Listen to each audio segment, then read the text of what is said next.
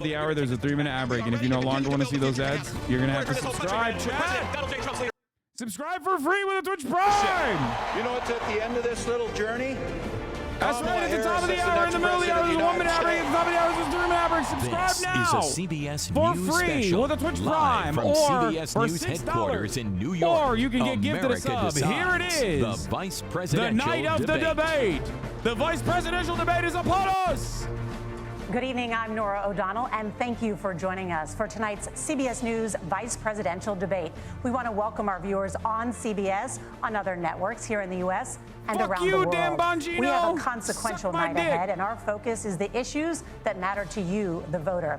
Let's introduce the candidates. Minnesota's Democratic Governor Tim Walz and Ohio's Republican Senator J.D. Vance, tonight meeting for the first time. I'm Margaret Brennan. In order to have a thoughtful and civil debate, these are the rules that both campaigns have agreed to. Questions will be directed at one candidate, who will have 2 minutes to respond. The other candidate will be allowed 2 minutes for rebuttal. Then each candidate will get another minute to make further points, with an additional 1 minute each at the discretion of the moderator. The primary role of the moderators is to facilitate the debate between the candidates, enforce the rules, and provide the candidates with the opportunity to fact-check claims made by each other. CBS News reserves the right to mute the candidates' microphones to maintain decorum. We have not shared the questions or topics with the campaigns. The stage is set. Governor, Senator, thank you for joining us. Let's get started. Tonight, our country is facing several unfolding crises. The Middle East is on the brink of war. Boom, Americans are suffering from the catastrophic impact of Hurricane Helene. And now a labor strike as 25,000 dock workers from Maine to Texas are picketing. We're going to begin tonight with the Middle East. Margaret. Thank you, Nora. Earlier today, Iran launched its largest attack yet on Israel, but that attack failed, thanks to joint U.S. and Israeli defensive action.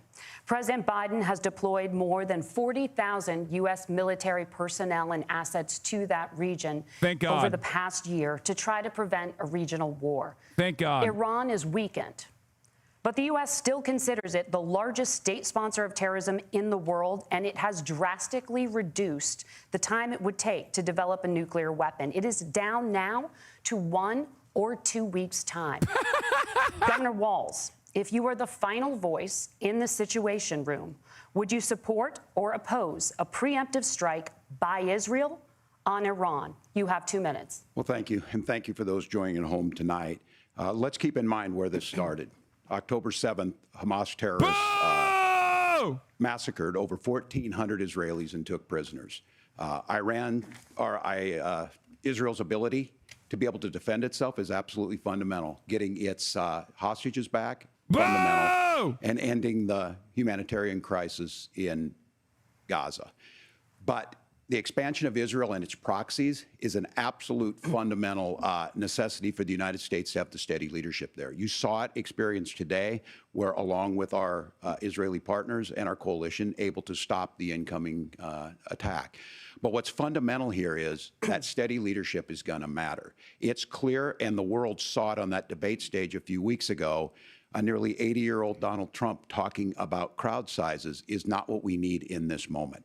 But it's not just that. It's those that were closest to Donald Trump that understand how dangerous he is when the world is this dangerous.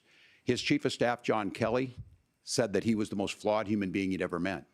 And both of his secretaries of defense and his national security advisors said he should be nowhere near the White House. Now, the person closest to them, Donald Trump, said he's unfit for the highest office. That was Senator Vance.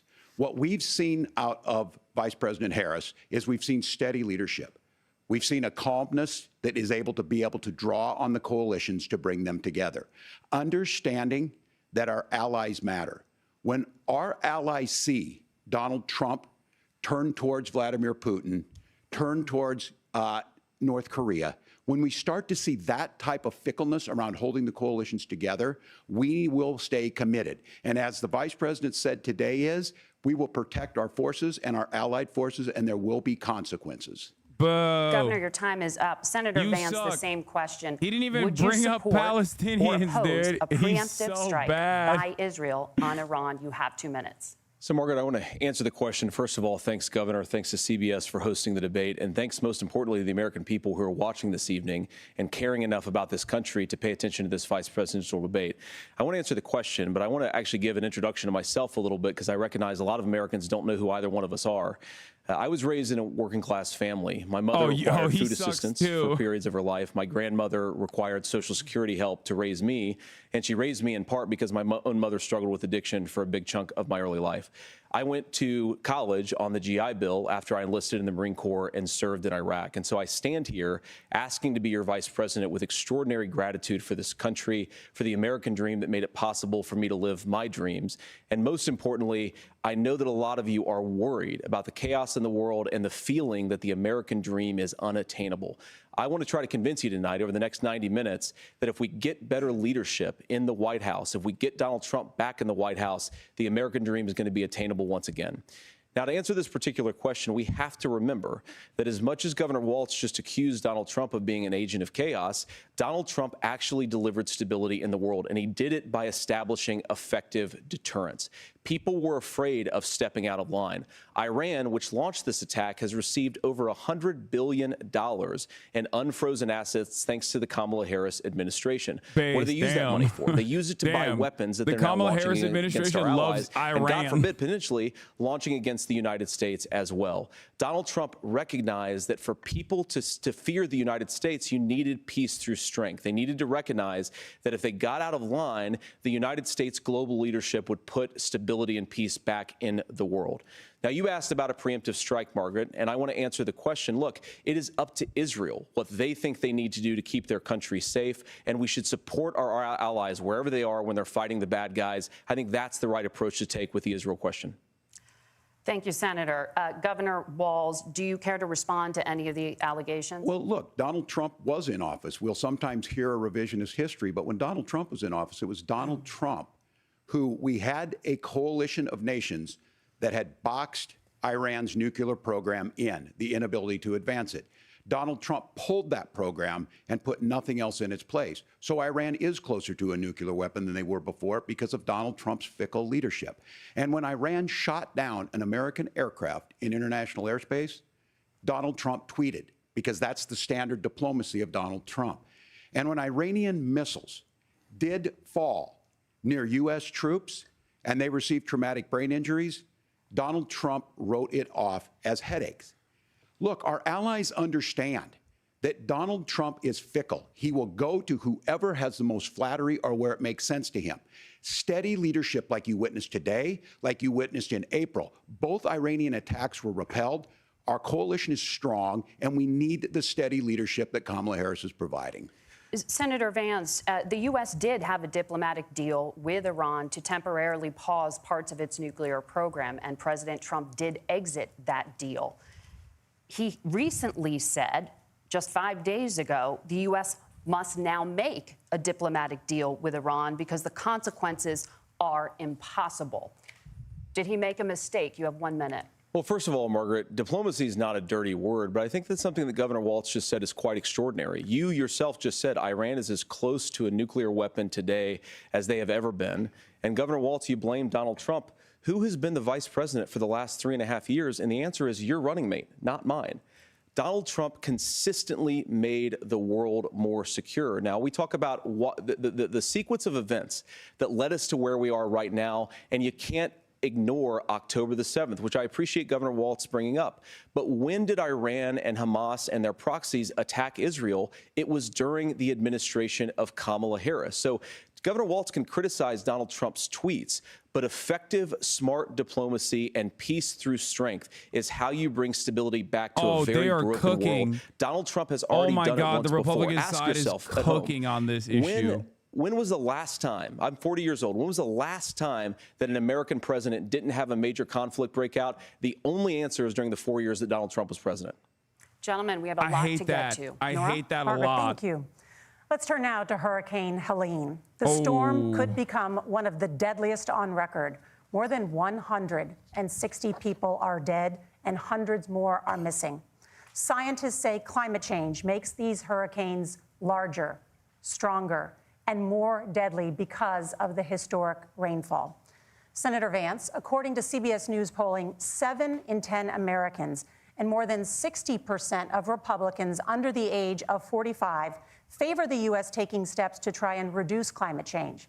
Senator, what responsibility would the Trump administration have to try and reduce the impact of climate change? I'll give you 2 minutes. Sure. So first of all, let's start with the hurricane, because it's an unbelievable, unspeakable human tragedy. I just saw today, actually, a photograph of 2 grandparents on a roof with a 6-year-old child, and it was the last photograph ever taken of them because the roof collapsed and those innocent people lost their lives. And I'm sure Governor Walz joins me in saying our hearts go out to those innocent people, our prayers go out to them, and we want as robust and aggressive as a federal response as we can get to save as many lives as possible, and then, of course, afterwards, to help the people in those communities rebuild. I mean, these are communities that I love. Some of them I know very personally in Appalachia, all across the Southeast. They need their government to do their job, and I commit that when Donald Trump is president again, the government will put the citizens of this country first when they suffer from a disaster.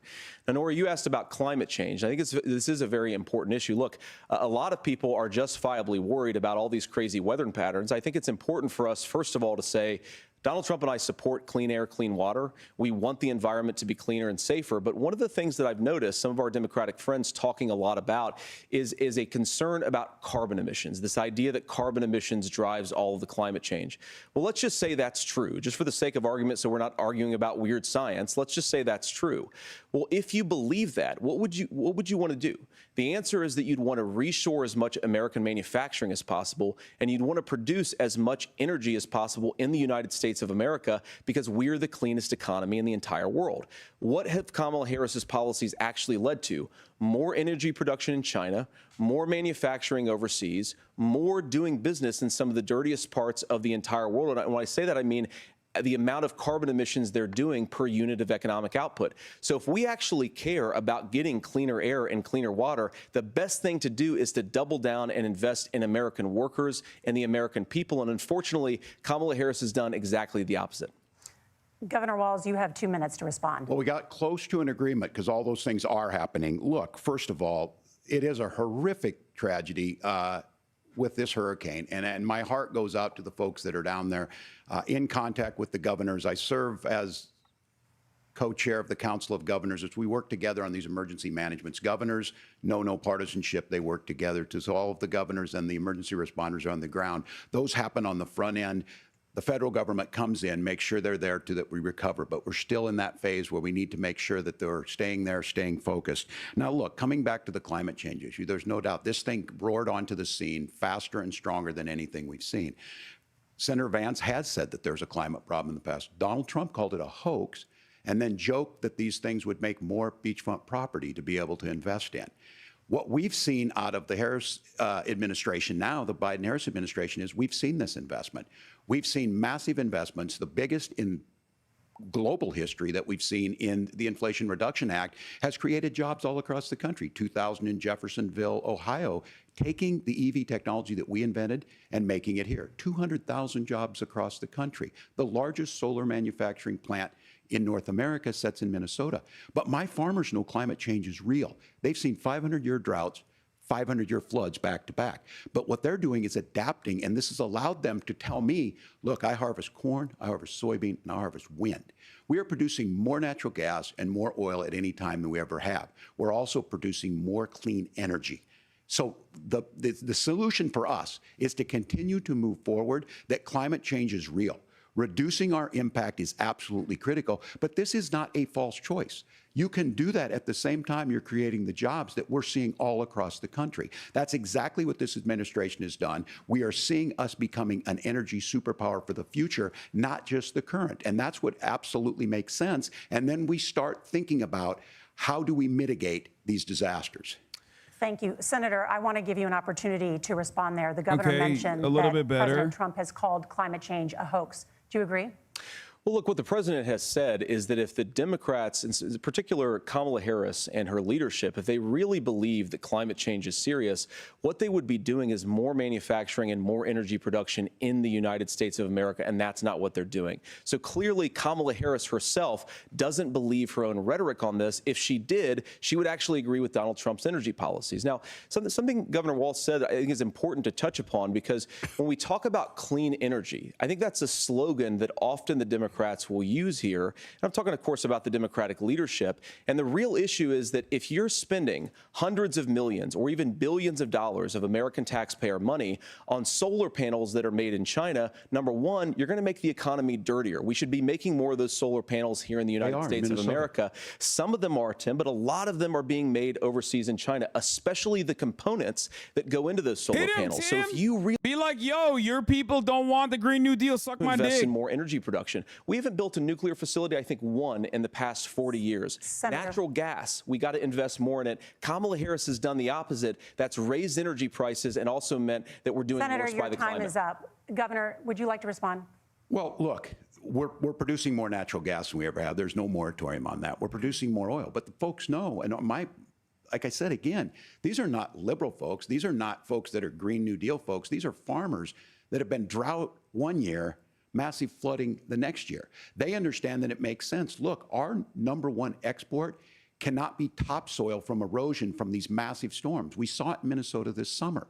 And thinking about how do we respond to that, we're thinking ahead on this. And what Kamala Harris has been able to do in Minnesota, we're starting to weatherproof some of these things. The infrastructure law that was passed allows us to think about mitigation in the future. How do we make sure that we're protecting by burying our power lines? How do we make sure that we're protecting lakefronts and things that we're seeing more and more of?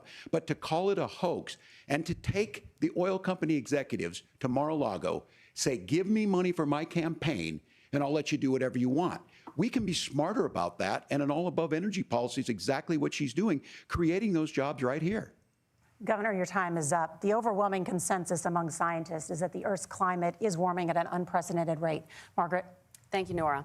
We're going to turn now to immigration. The crisis at the U.S.-Mexico border consistently ranks as one of the top issues for American voters.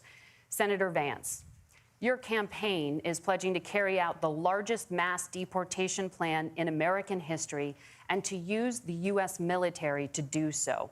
Could you be more specific about exactly how this will work? For example, would you deport parents who have entered the U.S. illegally and separate them from any of their children who were born on U.S. soil? Good question. So first of all, Margaret, before we talk about deportations, we have to stop the bleeding. We have a historic immigration crisis because Kamala Harris started and said that she wanted to undo all of Donald Trump's border policies.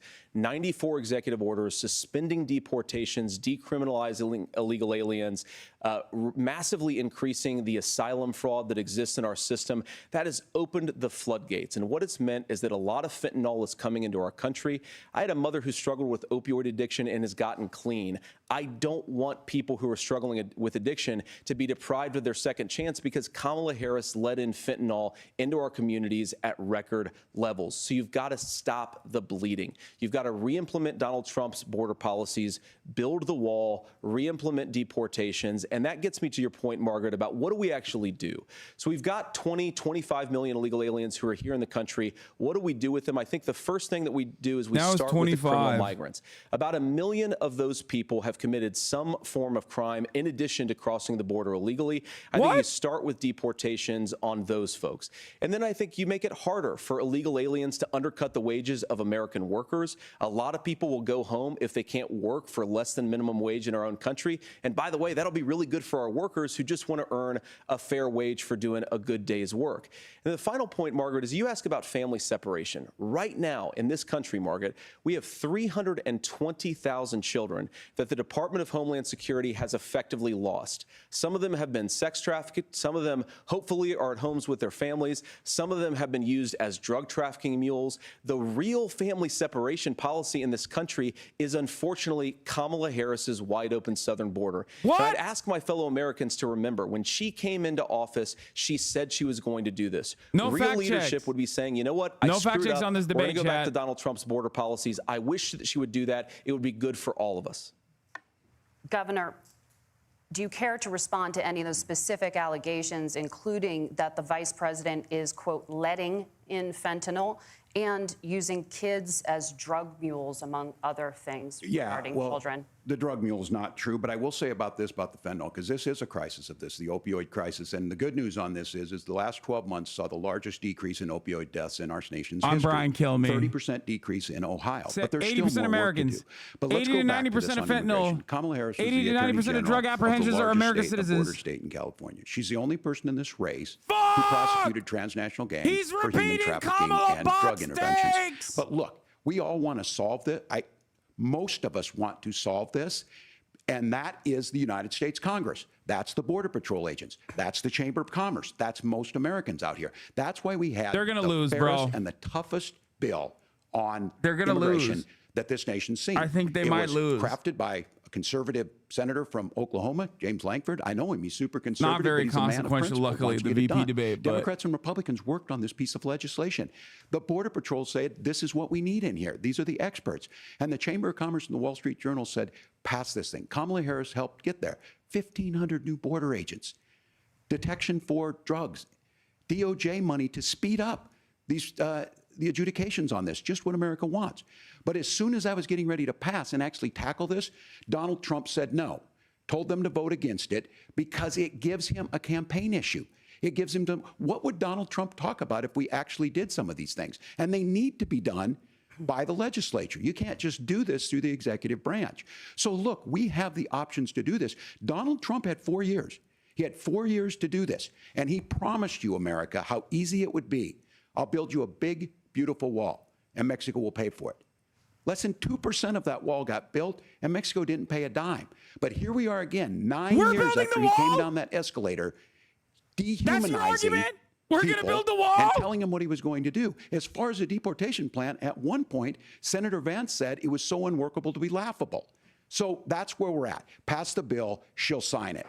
Governor, your time is up. He just Senator, said we're building the wall and we're deporting. We're the real deporters. Children, even we ain't if fake their like kids these are US fucking citizens. pussy-ass You have 1 minute. lip-dards on the Margaret, Republican my point is Party. that we already have massive child separations thanks to Kamala Harris's open border. And I didn't accuse Kamala Harris of inviting drug mules. I said that she enabled the Mexican drug cartels to operate freely in this country. And we know that they use children as drug mules. And it is a disgrace. And it has to stop. Children Look, are I the think best what Tim drug said mules. just doesn't pass the smell test. For 3 years, Kamala Harris went out bragging that she was going to undo Donald Trump's border policy. She did exactly that. We had a record number of illegal crossings. We had a record number of fentanyl coming into our country.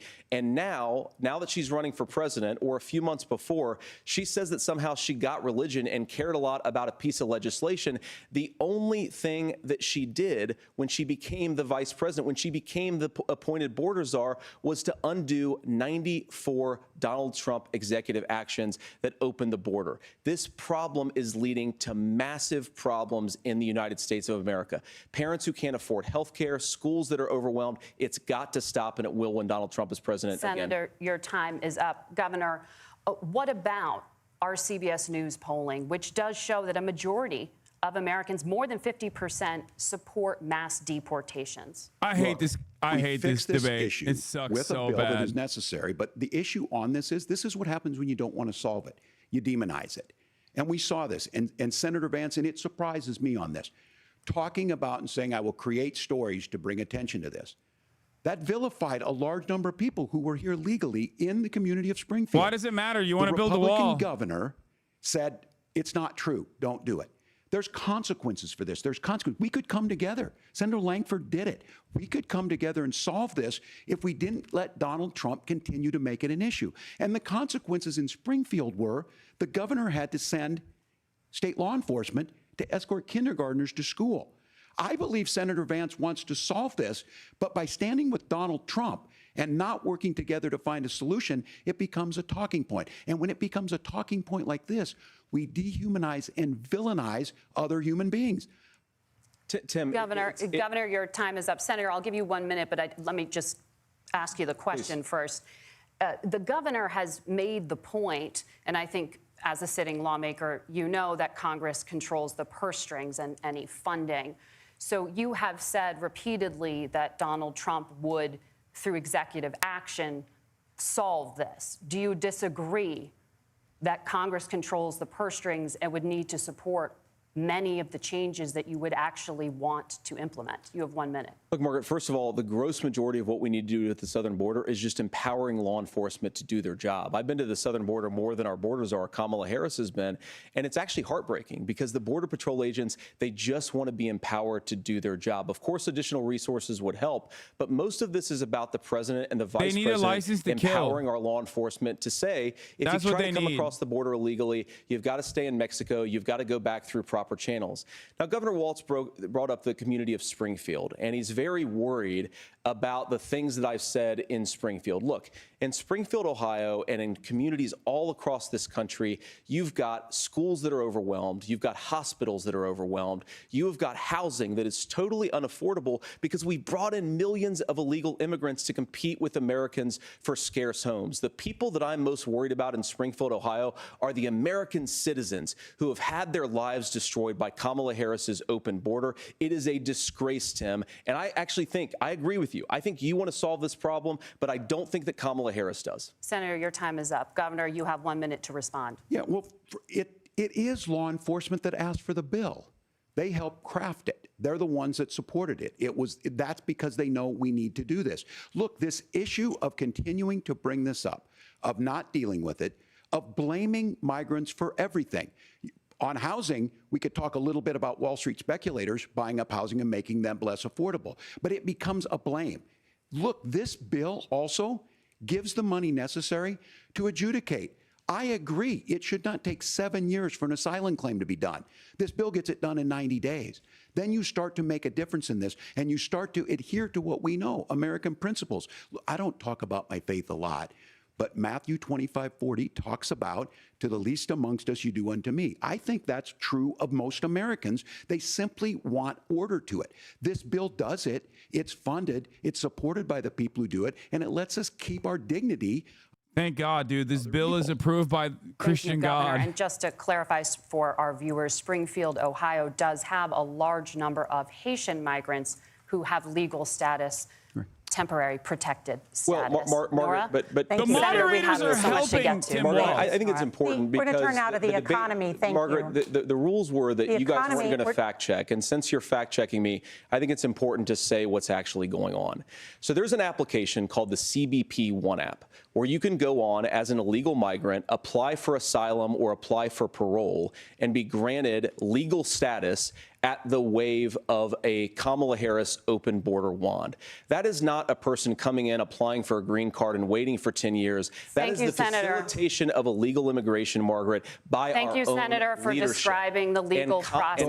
We have so much to get to, Senator. Those laws have been on the books since 1990. Thank you, gentlemen. The CBP One app has not been on the books since 1990. Mute him. Oh, they did. Gentlemen, the audience can't hear you because your mics are cut. We have so much we want to get to. Thank you for explaining the legal process. Nora. Thank you, Margaret. The economy is a top concern for voters. Each of your campaigns has released an economic plan, so let's talk about the specifics. Governor Walz, Vice President Harris unveiled a plan that includes billions in tax credits for manufacturing, housing, and a renewed child tax credit. The Wharton School says your proposals will increase the nation's deficit by $1.2 trillion. How would you pay for that without ballooning the deficit? Governor, I'll give you 2 minutes. Yeah, thank you. And Kamala Harris and I do believe in the middle class because that's where we come from. We both grew up in that. We understand. So those of you out there listening tonight, you're hearing a lot of stuff back and forth, and it's good. It's healthy. That's what this is supposed to happen. You should be listening. How's this going to impact me? The bold forward plan that Kamala Harris put out there is talking about this housing issue.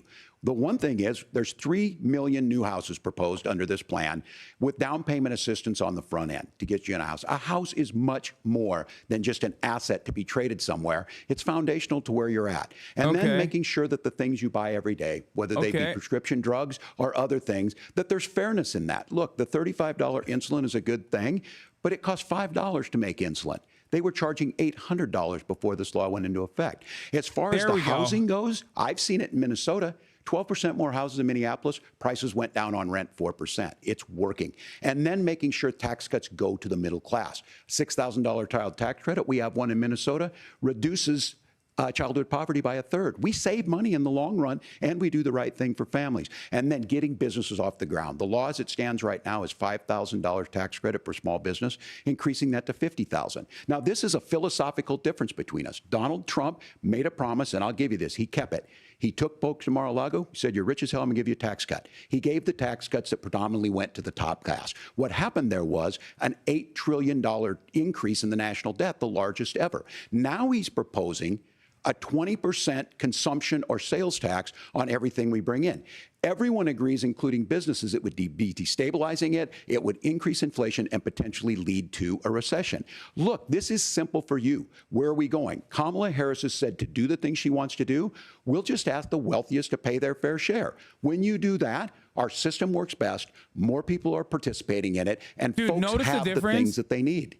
Senator, Notice I want to the give you a moment difference to respond on that. But when he's similarly, talking about some Wharton's dumbass right-wing border bill versus this shit, Trump he plan comes alive and says it would increase the nation's deficit by $5.8 trillion. Fuck! My question is the same for you. How do you pay for all that without ballooning the deficit? I'll give you 2 minutes. Well, first of all, you're going to hear a lot from Tim Walz this evening, and you just heard it in the answer, a lot of what Kamala Harris proposes to do. And some of it, I'll be honest with you, it even sounds pretty good. Here's what you won't hear, is that Kamala Harris has already done it. Because she's been the vice president for 3.5 years. She had the opportunity to enact all of these great policies. And what she's actually done instead is drive the cost of food higher by 25%, drive the cost of housing higher by about 60%. Open the American southern border and make middle-class life unaffordable for a large number of Americans. If Kamala Harris has such great plans for how to address middle-class problems, then she ought to do them now. Not when asking for a promotion, but in the job the American people gave her 3.5 years ago. And the fact that she isn't tells you a lot about how much you can trust her actual plans. Now, Donald Trump's economic plan is not just a plan, but it's also a record. A lot of those same economists attack Donald Trump's plans, and they have PhDs, but they don't have common sense and they don't have wisdom. Because Donald Trump's economic policies delivered the highest take-home pay in a generation in this country, 1.5% inflation, and to boot, peace and security all over the world. So when people say that Donald Trump's economic plan doesn't make sense, I say look at the record. He delivered rising take-home pay for American workers. Now, Tim admirably admits that they want to undo the Trump tax cuts. But if you look at what was so different about Donald Trump's tax cuts, even from previous Republican tax cut plans, is that a lot of those resources went to giving more take-home pay to middle-class and working-class Americans. It was passed in 2017. That's a and lie. You saw an American economic boom unlike we've seen in a generation in this country. That is a record that I'm proud to run on. Go to the QR code to find out. Back to that common sense wisdom so that you can afford to live the American dream again. I know a lot of you are struggling. I know a lot of you are worried about paying the bills. It's going to stop when Donald Trump brings back common sense to this country. Governor, do you want to respond to that? What has Kamala Harris done for the middle class? Yeah, well, Kamala Harris's day one was Donald Trump's failure on COVID that led to the collapse of our economy. We were already before COVID in a manufacturing recession, but 10 million people out of work, largest percentage since the Great Depression. 9 million jobs closed on that. That was day one, whether it was the Infrastructure Act or other things we moved. Now, you made a question about experts, said this. I've made a note of this. Economists can't be trusted. Science can't be trusted. National security folks can't be trusted. Look, if you're going to be president, you don't have all the answers. Donald Trump believes he does. My pro tip of the day is this. If you need heart surgery, listen to the people at the Mayo Clinic in Rochester, Minnesota, not Donald Trump. And the same thing goes with this. And I ask you out there, teachers, nurses, truck drivers, or whatever, how is it fair that you're paying your taxes every year and Donald Trump hasn't paid any federal tax in the last 15 years? And the last year as president. That's what's wrong with the system. There's a way around it, and he's bragged about that. We're just asking for fairness in it, and that's all you want. You have a minute. Governor, you say trust the experts. But those same experts for 40 years said that if we shipped our manufacturing base off to China, we'd get cheaper goods. They lied about that. They said if we shipped our industrial base off to other countries, to Mexico and elsewhere, it would make the middle class stronger. They were wrong about that. They were wrong about the idea that if we made America less self-reliant, less productive in our own nation, that it would somehow make us better off, and they were wrong about it. And for the first time in a generation, Donald Trump had the wisdom and the courage to say to that bipartisan consensus, we're not doing it anymore. We're bringing American manufacturing back. We're unleashing American energy. We're going to make more of our own stuff. And this isn't just an economic issue. I mean, I've got 3 beautiful little kids at home, 7, 4, and 2, and I love them very much, and I hope they're in bed right now. But look, so many of the drugs, the pharmaceuticals that we put in the bodies of our children are manufactured by nations that hate us. This has to stop, and we're not going to stop it by listening to experts. We're going to stop it by listening to common sense wisdom, which is what Donald Trump governed on. Senator, your time is up. Governor Walz, can you address that? I mean, voters say they trust Donald Trump on the economy more. Why? Well, if you're listening tonight and you want billionaires to get tax cuts, you heard what the numbers were. Look, I'm a union guy on this. I'm not a guy who wanted to ship things overseas, but I understand that, look, we produce soybeans and corn. We need to have fair trading partners. That's something that we believe in. I think the thing that most concerns me on this is Donald Trump was the guy who created the largest trade deficit in American history with China. So the rhetoric is good. Much of what the senator said right there, I'm in agreement with him on this. I watched it happen too. I watched it to my communities, and we talked about that. But we had people undercutting the right to collectively bargain. We had right to work states made it more difficult. We had companies that were willing to ship it over, and we saw people profit. Folks that are venture capital in some cases, putting money into companies that were overseas. Say it like his daddy. We're in agreement that we bring those home. The like issue his is daddy. Donald Trump is talking about it. He's Kamala a blood Harris boy has a for record Peter Thiel. Attack 250,000 him. more manufacturing You fucking jobs pussy. just in, out of the IRA. May I respond to that? Yes. Attack So him! I appreciate that. So if you notice, what Governor Walz just did is he said, first of all, Donald Trump has to listen to the experts. And then when he acknowledged that the experts screwed up, he said, well, Donald Trump didn't do nearly as good of a job as the statistics that's a show gross generalization. that he did. So what Tim Walz is doing, and I honestly, Tim, I think you got a tough job here, because you've got to play whack-a-mole. You've got to pretend that Donald Trump didn't deliver rising take-home pay, which of course he did. You've got to pretend that Donald Trump didn't deliver lower inflation, which of course he did. And then you've simultaneously got to defend Kamala Harris's atrocious economic record, which has made gas, groceries, and housing unaffordable for American citizens. I was raised by a woman who would sometimes go into medical debt so that she could put food on the table in our household. I know what it's like to not be able to afford the things that you need to afford. We can do so much better. To all of you watching, we can get back to an America that's affordable again. We just got to get back to common sense economic principles. I hope we have a conversation on health care then. Senator, Governor. Please. Thank you. Margaret? We have a lot to get to ahead, gentlemen, on many topics. But right now, I want to talk about personal qualifications. The vice president is often the last voice the president hears before making consequential decisions. We want to ask you about your leadership qualities. Governor Walz, you said you were in Hong Kong during the deadly Tiananmen Square protests in the spring of 1989. But Minnesota Public Radio and other media outlets are reporting that you actually didn't travel to Asia until August of that year. Can you explain that discrepancy? Yeah, well, and to the folks out there who didn't get at the top of this, look, I grew up in small rural Nebraska, town of 400, town that you rode your bike with your buddies till the streetlights come on, and I'm proud of that service. I joined the National Guard at 17, worked on family farms, and then I used the GI Bill to become a teacher, passionate about it, a young teacher. My first year out, I got the opportunity in the summer of '89 to travel to China. 35 years ago, be able to do that. I came back home and then started a program to take young people there. We would take basketball teams, we would take baseball teams, we would take dancers, and we would go back and forth to China. The issue for that was to try and learn. Now look, my community knows who I am. They saw where I was at. Look, I will be the first to tell you, I have poured my heart into my community. I've tried to do the best I can, but I've not been perfect. And I'm a knucklehead at times, but it's always been about that. Those same people elected me to Congress for 12 years. And in Congress, I was one of the most bipartisan people, working on things like farm bills that we got done, working on veterans benefits. And then the people of Minnesota were able to elect me to governor twice.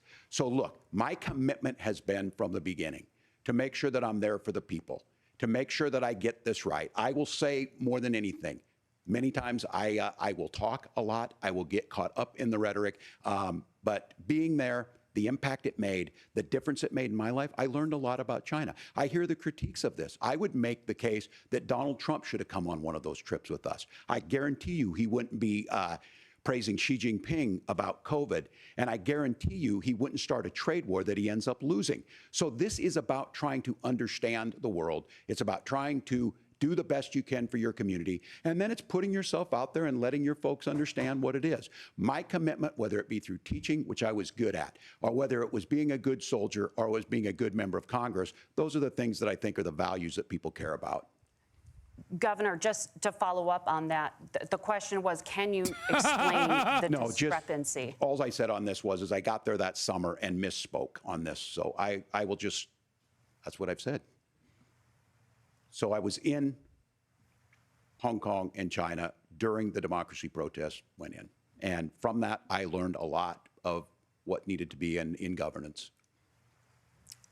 Thank you, Governor. Cooked. Senator Vance, in 2016, you called your running mate, Donald Trump, unfit for the nation's highest office, and you said he could be America's Hitler.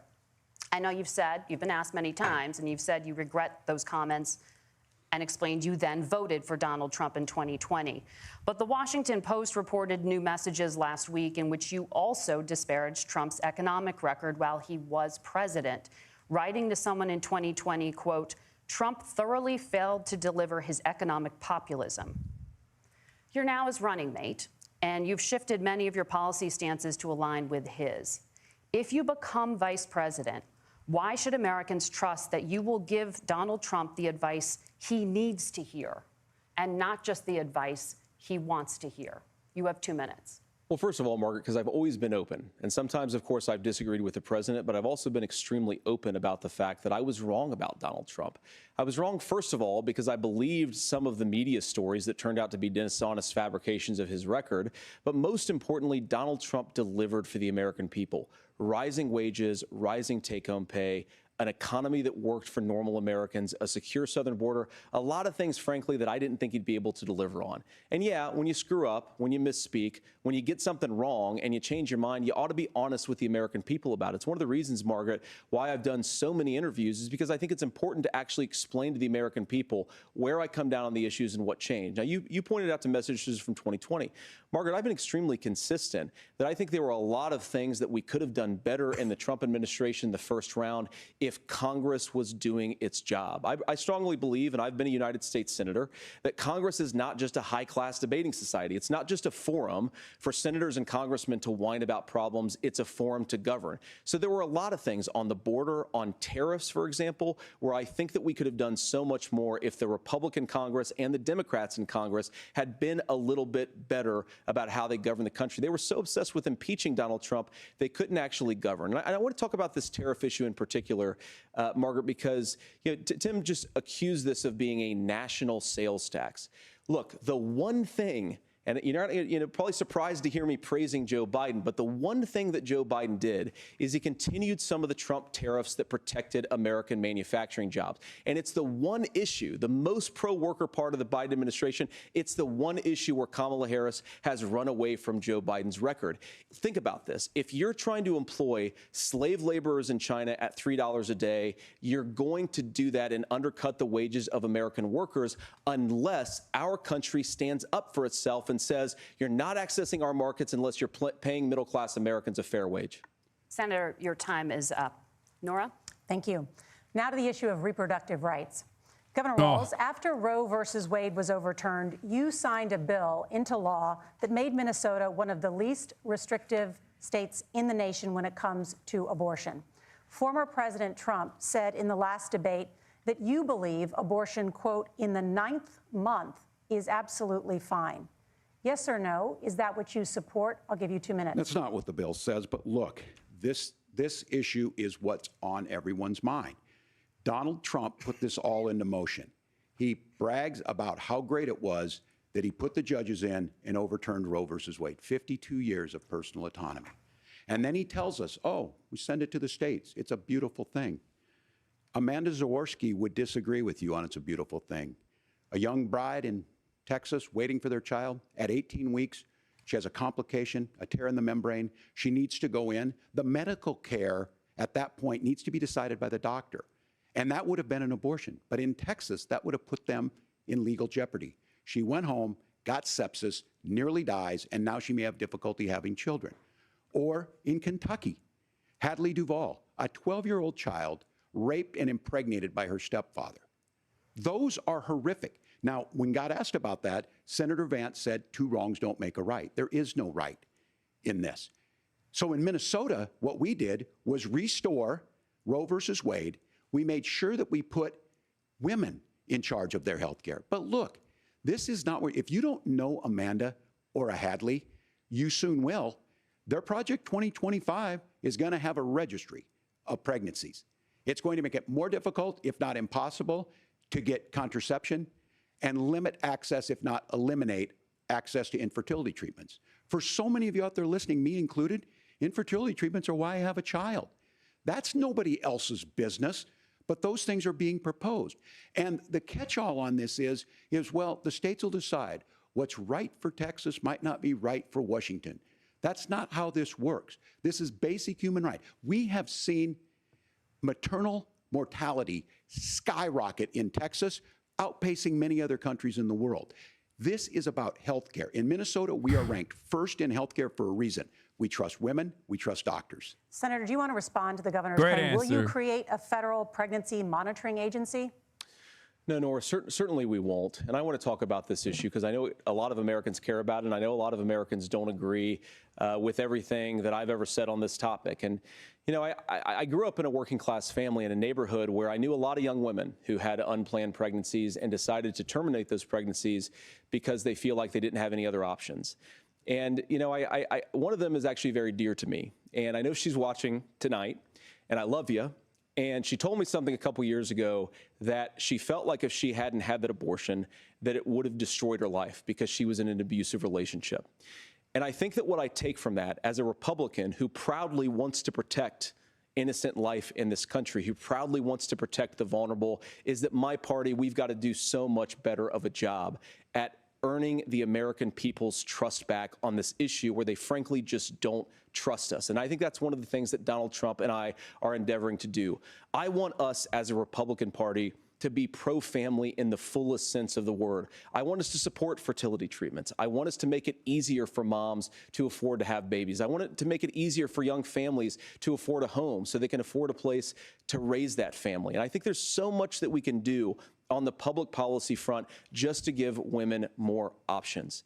Now, of course, Donald Trump has been very clear that on the abortion policy specifically, that we have a big country and it's diverse. And California has a different viewpoint on this than Georgia. Georgia has a different viewpoint from Arizona. And the proper way to handle this, as messy as democracy sometimes is to let voters make these decisions, let the individual states make their abortion policy, and I think that's what makes the most sense. Point for Walz on big, this, a but very diverse, only because he is good on the issue and he's right on the issue. Messy and divided country. Governor, would you like to respond and also answer the question about restrictions? Yeah, well, the question got asked, and Donald Trump made the accusation that wasn't true about Minnesota. Well, let me tell you about this idea that there's diverse states. There's a young woman named Amber Thurman. She happened to be in Georgia, a restrictive state. Because of that, she had to travel a long distance to North Carolina to try and get her care. Amber Thurman died in that journey back and forth. The fact of the matter is, how can we as a nation say that your life and your rights, as basic as the right to control your own body, Vance hates abortion because his mom would have gotten one if she knew how he'd be, is a banger. Amber Thurman lived in Minnesota, she would be alive today. That's why the restoration of Roe versus Wade. When you listen to Vice President Harris talk about this subject and you hear me talk about it, you hear us talking exactly the same. Donald Trump is trying to figure out how to get the political right of this. I agree with a lot of what Senator Vance said about what's happening. His running mate, though, does not, and that's the problem. Governor, your time is up. Senator, let me ask you about that. He mentioned, it was, I think, referring to a just fucking say, what about states' rights for slavery, man? These guys are fucking ridiculous, okay? Just end the conversation. In fact, you said if someone can't support legislation like that, quote, you are making the United States the most barbaric pro-abortion regime anywhere in the entire world. My question is, why have you changed your position? Well, Nora, first of all, I never supported a national ban. I did when I was running for Senate in 2022 talk about setting some minimum national standard. For example, we have a partial birth abortion ban in place in this country at the federal level. I don't think anybody's trying to get rid of that, or at least I hope not, though I know that Democrats have taken a very radical pro-abortion stance. But Nora, you know, one of the things that changed is in the state of Ohio, we had a referendum in 2023, and the people of Ohio voted overwhelmingly, by the way, against my position. And I think that what I learned from that, Nora, is that we've got to do a better job at winning back people's trust. So many young women would love to have families. So many young women also see an unplanned pregnancy as something that's going to destroy their livelihood, destroy their education, destroy their relationships. And we have got to earn people's trust back. And that's why Donald Trump and I are committed to pursuing pro-family policies, making childcare more accessible, making fertility treatments more accessible, because we've got to do a better job at that. And that's what real leadership is. Governor, your response. I'm going to respond on the pro-abortion piece of that. No, we're not. We're pro-women. We're pro-freedom to make your own choice. We know what the implications are to not be that. Women having miscarriages, women not getting the care, physicians feeling like they may be prosecuted for providing that care. And as far as making sure that we're educating our children and giving them options, Minnesota's a state with one of the lowest teen pregnancy rates. We understand that too. We know that the options need to be available, and we make that true. We also make it, we're a top 3 state for the best place to raise children. But these two things, to try and say that we're pro-children, but we don't like this, or you guys are pro-abortion, that's not the case at all.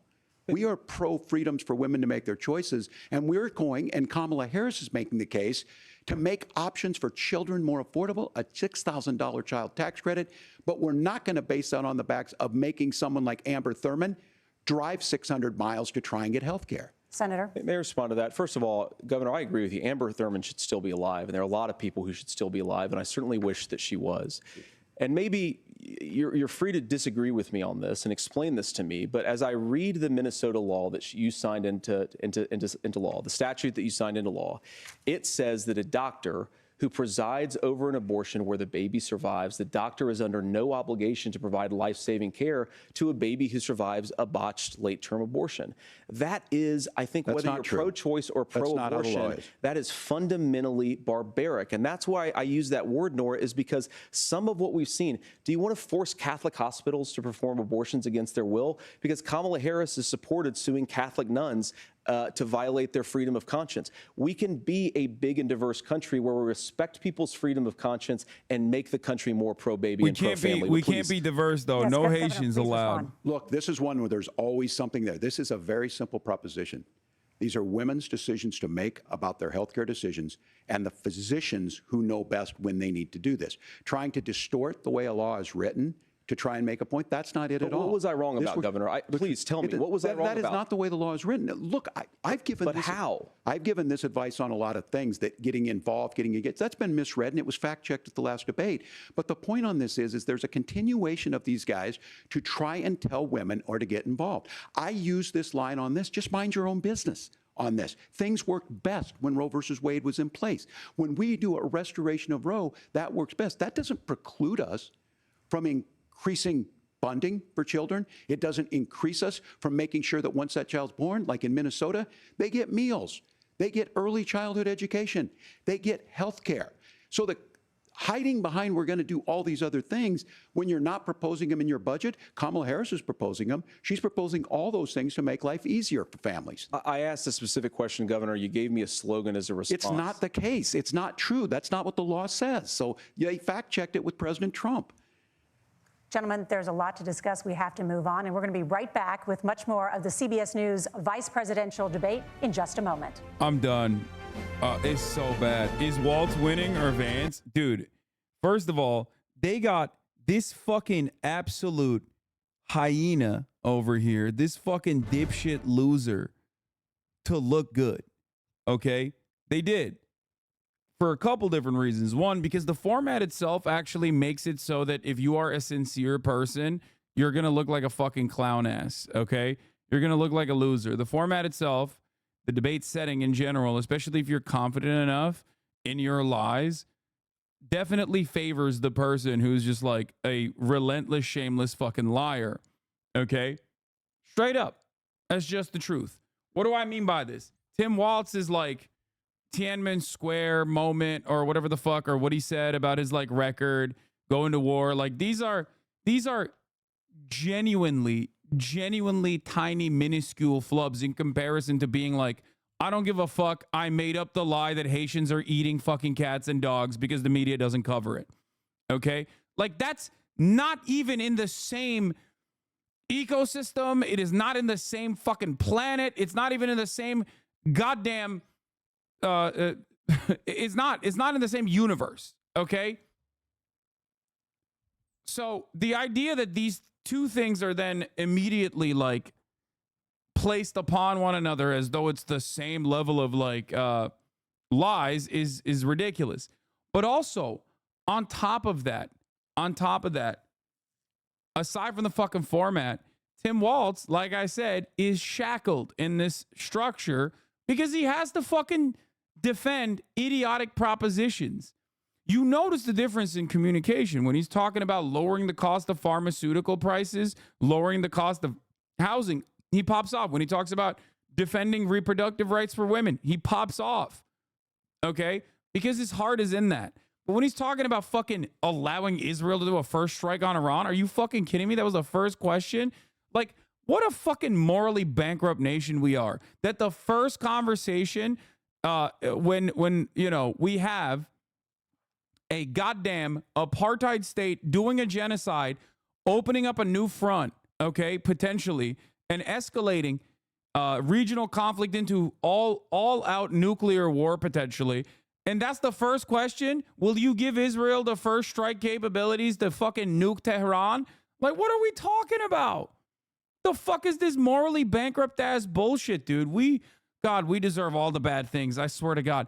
And on that front, he sucked dick. He sucked. He was awful at that fucking answer. He's like, oh, I think Israel has a right to defend itself October 7th. Just carbon copy Kamala Harris's talking points like a goddamn NPC. Same thing with the border proposal. Same thing with the border wall. Tim Walz has been like, the border wall is dumb as fuck when he was, you know, a governor, right? Under the Trump administration. Now he's over here being like, we're the ones who are going to actually push the fucking border wall. Like, what are you talking about, dude? Do you fucking hear yourself? What the hell is going on? Now, overall, I think the format and the statement itself, like the statements coming from JD Vance, are pretty solid because he thrives in this environment. He's been doing a lot of contentious adversarial interviews over and over again. He has a lot of experience. Okay? He has a lot of experience on this front, and he's looking better. And not only is he looking better, despite his gross and nervous energy, okay? Despite his gross and nervous, sweaty, perverted energy that he brings to the goddamn table, the debate format favors him. But also, he even looks better than Trump, okay? That's a very significant part of this because, like, if we're having adult conversations, because JD Vance is supposed to be the adult, okay, the liberal media trained dipshit, okay, against Tim Walz, like, Tim Walz looks like a silly little yokel who's constantly on the back foot, and JD Vance looks like a bloodless monster who's able to communicate his desires better than Trump can. Welcome back to the CBS News Vice Presidential Debate. We want to turn now to America's gun violence epidemic. The leading cause of death for children and teens in America is by firearms. Senator Vance, you oppose most gun legislation that Democrats claim would curb gun violence. You oppose red flag gun laws and legislation to ban certain semi-automatic rifles, including AR-15s. So let me ask you, earlier this year, for the first time, the parents of a school shooter were convicted of involuntary manslaughter. Also, at the top of the hour, there's a 3-minute ad break. I forgot to run it. I'm sorry. I was doing commentary. So subscribe for $6 or for free with a Twitch Prime to avoid those ads. I don't know the full Here details, it is. but I certainly trust local law enforcement and local authorities to make those decisions. I think in some cases the answer is going to be yes, and in some cases the answer is going to be no. You can get gifted a sub as well if you're lucky. Here, of course, for example, if a kid steals a gun, that's going to be different than if a parent hands over a gun knowing that their kid is potentially dangerous. But look, I want to just sort of speak as a father of 3 beautiful little kids, and our oldest is now in 2nd grade. And like a lot of parents, we send our kids to school with such hope and such joy and such pride at their little faces on the first day of school. And we know, unfortunately, that a lot of kids are going to experience this terrible epidemic of gun violence. And of course, our hearts go out to the families that are affected by this terrible stuff. And we do have to do better. This terrible and stuff. I think that Governor Walz and I actually probably agree that we need to do better on this. Stop the question is just, agreeing! how do we actually do it? Stop agreeing with one another. I Here's fucking something that hate really you. bothers me and worries me about this epidemic of violence. No the more gross agreements. majority, close to 90% in some of the statistics I've seen, of the gun violence in this country is committed with illegally obtained firearms. And while we're on that topic, we know that thanks to Kamala Harris's open border, we've seen a massive influx in the number of illegal guns run by the Mexican drug cartel. So that number, the amount of illegal guns in our country is higher today than it was 3.5 years ago. But what do we do about the schools? What do we do to protect our kids? And I think the answer is, and I say this not loving the answer, because I don't want my kids to go to school in a school that feels unsafe or where there are visible signs of security. But I unfortunately think that we have to increase security in our schools. We have to make the doors lock better. We have to make the doors stronger. We've got to make the windows stronger. And of course, we've got to increase school resource officers, because the idea that we can magically wave a wand and take guns out of the hands of bad guys, it just doesn't fit with recent experience. So we've got to make our schools safer. And I think we've got to have some common sense bipartisan solutions for how to do that. Governor, you have 2 minutes. Well, I think all the parents watching tonight, this is your biggest nightmare. Look, I got a 17-year-old, and he witnessed a shooting at a community center playing volleyball. Those things don't leave you. As a member of Congress, I sat in my office surrounded by dozens of the Sandy Hook parents, and they were looking at my 7-year-old picture on the wall. Their 7-year-old were dead, and they were asking us to do something. And look, I'm a hunter. I own firearms. The vice president is. We understand that the Second Amendment is there, but our first responsibility is to our kids to figure this out. In Minnesota, we've enacted enhanced red flag laws, enhanced background checks, and we can start to get data. But here's the problem. If we really want to solve this, we've got folks that won't allow research to be even done on gun violence. And this idea that we should just live with it, and here's what I do think, that this is a good start to the conversation. I 100% believe that Senator Vance hates it when these kids, it's abhorrent and it breaks your heart. I agree with that. But that's not far enough when we know there are things that worked. I've spent time in Finland and seen some Finnish schools. They don't have this happen, even though they have a high gun ownership rate in the country. There are reasonable things that we can do to make a difference. It's not infringing on your Second Amendment. And the idea to have some of these weapons out there, it just doesn't make any sense. Kamala Harris, as an attorney general, worked on this issue. She knows that it's there. No one's trying to scaremonger and say we're taking your guns, but I ask all of you out there, do you want your schools hardened to look like a fort? Is that what we have to go? When we know there's countries around the world that their children aren't practicing these types of drills. They're being kids. We owe it to them to get a fix. These are things that shouldn't be that difficult. You can still keep your firearms, and we can make a difference. We have to. If you're listening tonight, this breaks your heart. Senator. Tim, first of all, I didn't know that your 17-year-old witnessed a shooting. And I'm sorry about that, and I hope that he's doing okay. Christ have mercy. It is awful.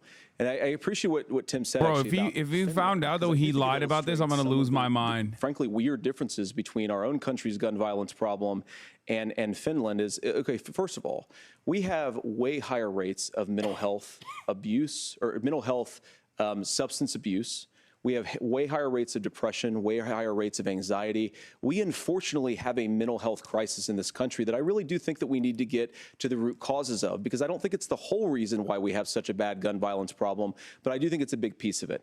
Another driver of the gun violence epidemic, especially that affecting our kids, it doesn't earn as many headlines, but is the terrible gun violence problem in a lot of our big cities. And this is why we have to empower law enforcement to arrest the bad guys, put them away, and take gun offenders off the streets. I think there's a whole host of things that we can do here, but I do think at our schools we've got to talk about more security. Senator, thank you. Governor, you previously opposed an assault weapons ban, but only later in your political career did you change your position. Why? Yeah, I sat in that office with those Sandy Hook parents. I've become friends with school shooters. I've seen it. Look, the NRA, I was NRA guy for a long time. They used to teach gun safety. No! I'm of an age where my shotgun was in my car so I could pheasant hunt after football practice. That's not where we live today. And several things I want to mention on this is, talking about cities and where it's at, the number one where the most firearm deaths happen in Minnesota are rural suicides. And we have an epidemic of children getting guns and shooting themselves. And so we have, and we should look at all of the issues, making sure folks have health care and all that, but I want to be very careful. This idea of stigmatizing mental health, just because you have a mental health issue doesn't mean you're violent. And I think what we end up doing is we start looking for a scapegoat. Sometimes it just is the guns. It's just the guns, and there are things that you can do about it. But I do think that this is one, and I think this is a healthy conversation.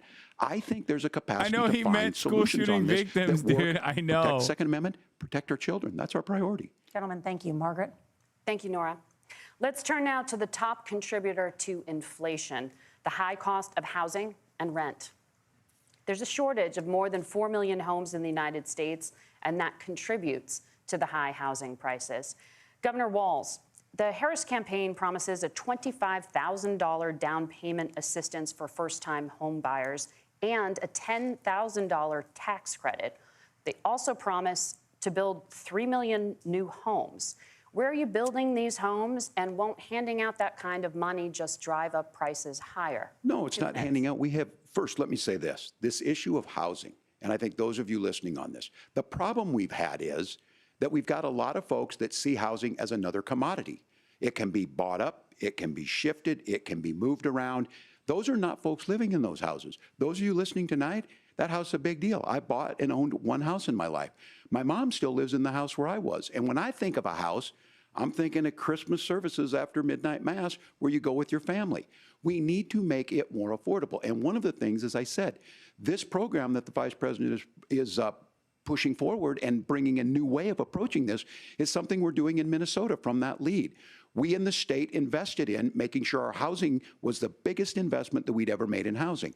It starts to make it easier. We cut some of the red tape. Local folks, look, we can't do it at the federal level, but local folks make it easier to build those homes. And then that down payment assistance. I can tell all of you out there, one of the, certainly for me, using the GI Bill was one thing, but a veteran's home loan, the big thing about a veteran's home loan is you don't have to pay the down payment.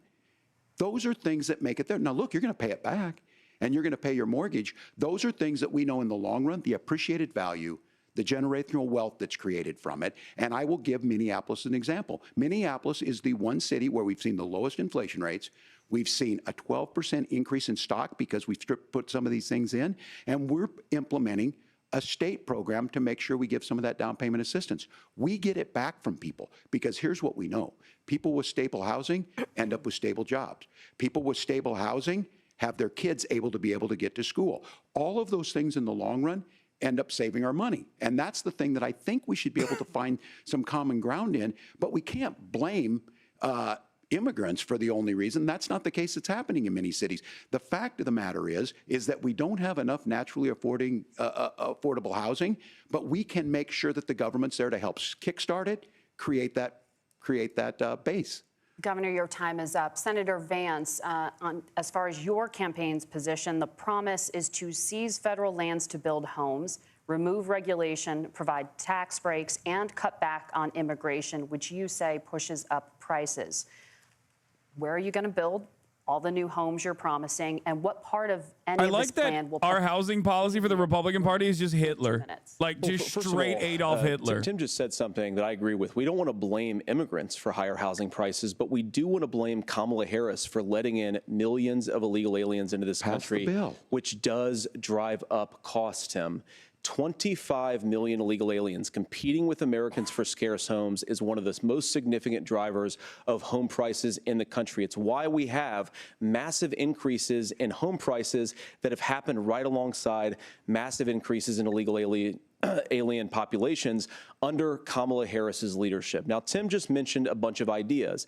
Now, some of those ideas I actually think are halfway decent, and some of them I disagree with. But the most important thing here is Kamala Harris is not running as a newcomer to politics. She is the sitting vice president. If she wants to enact all of these policies to make housing more affordable, I invite her to use the office that the American people already gave her, not sit around and campaign and do nothing while Americans find the American dream of homeownership completely unaffordable.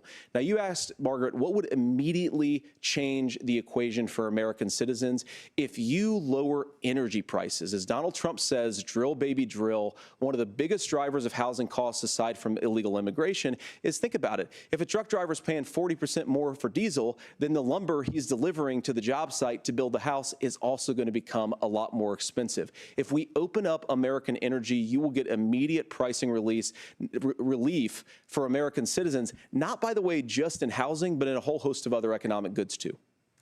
Senator Vance, you still have 23 seconds there. Do you want to answer? Can I have it?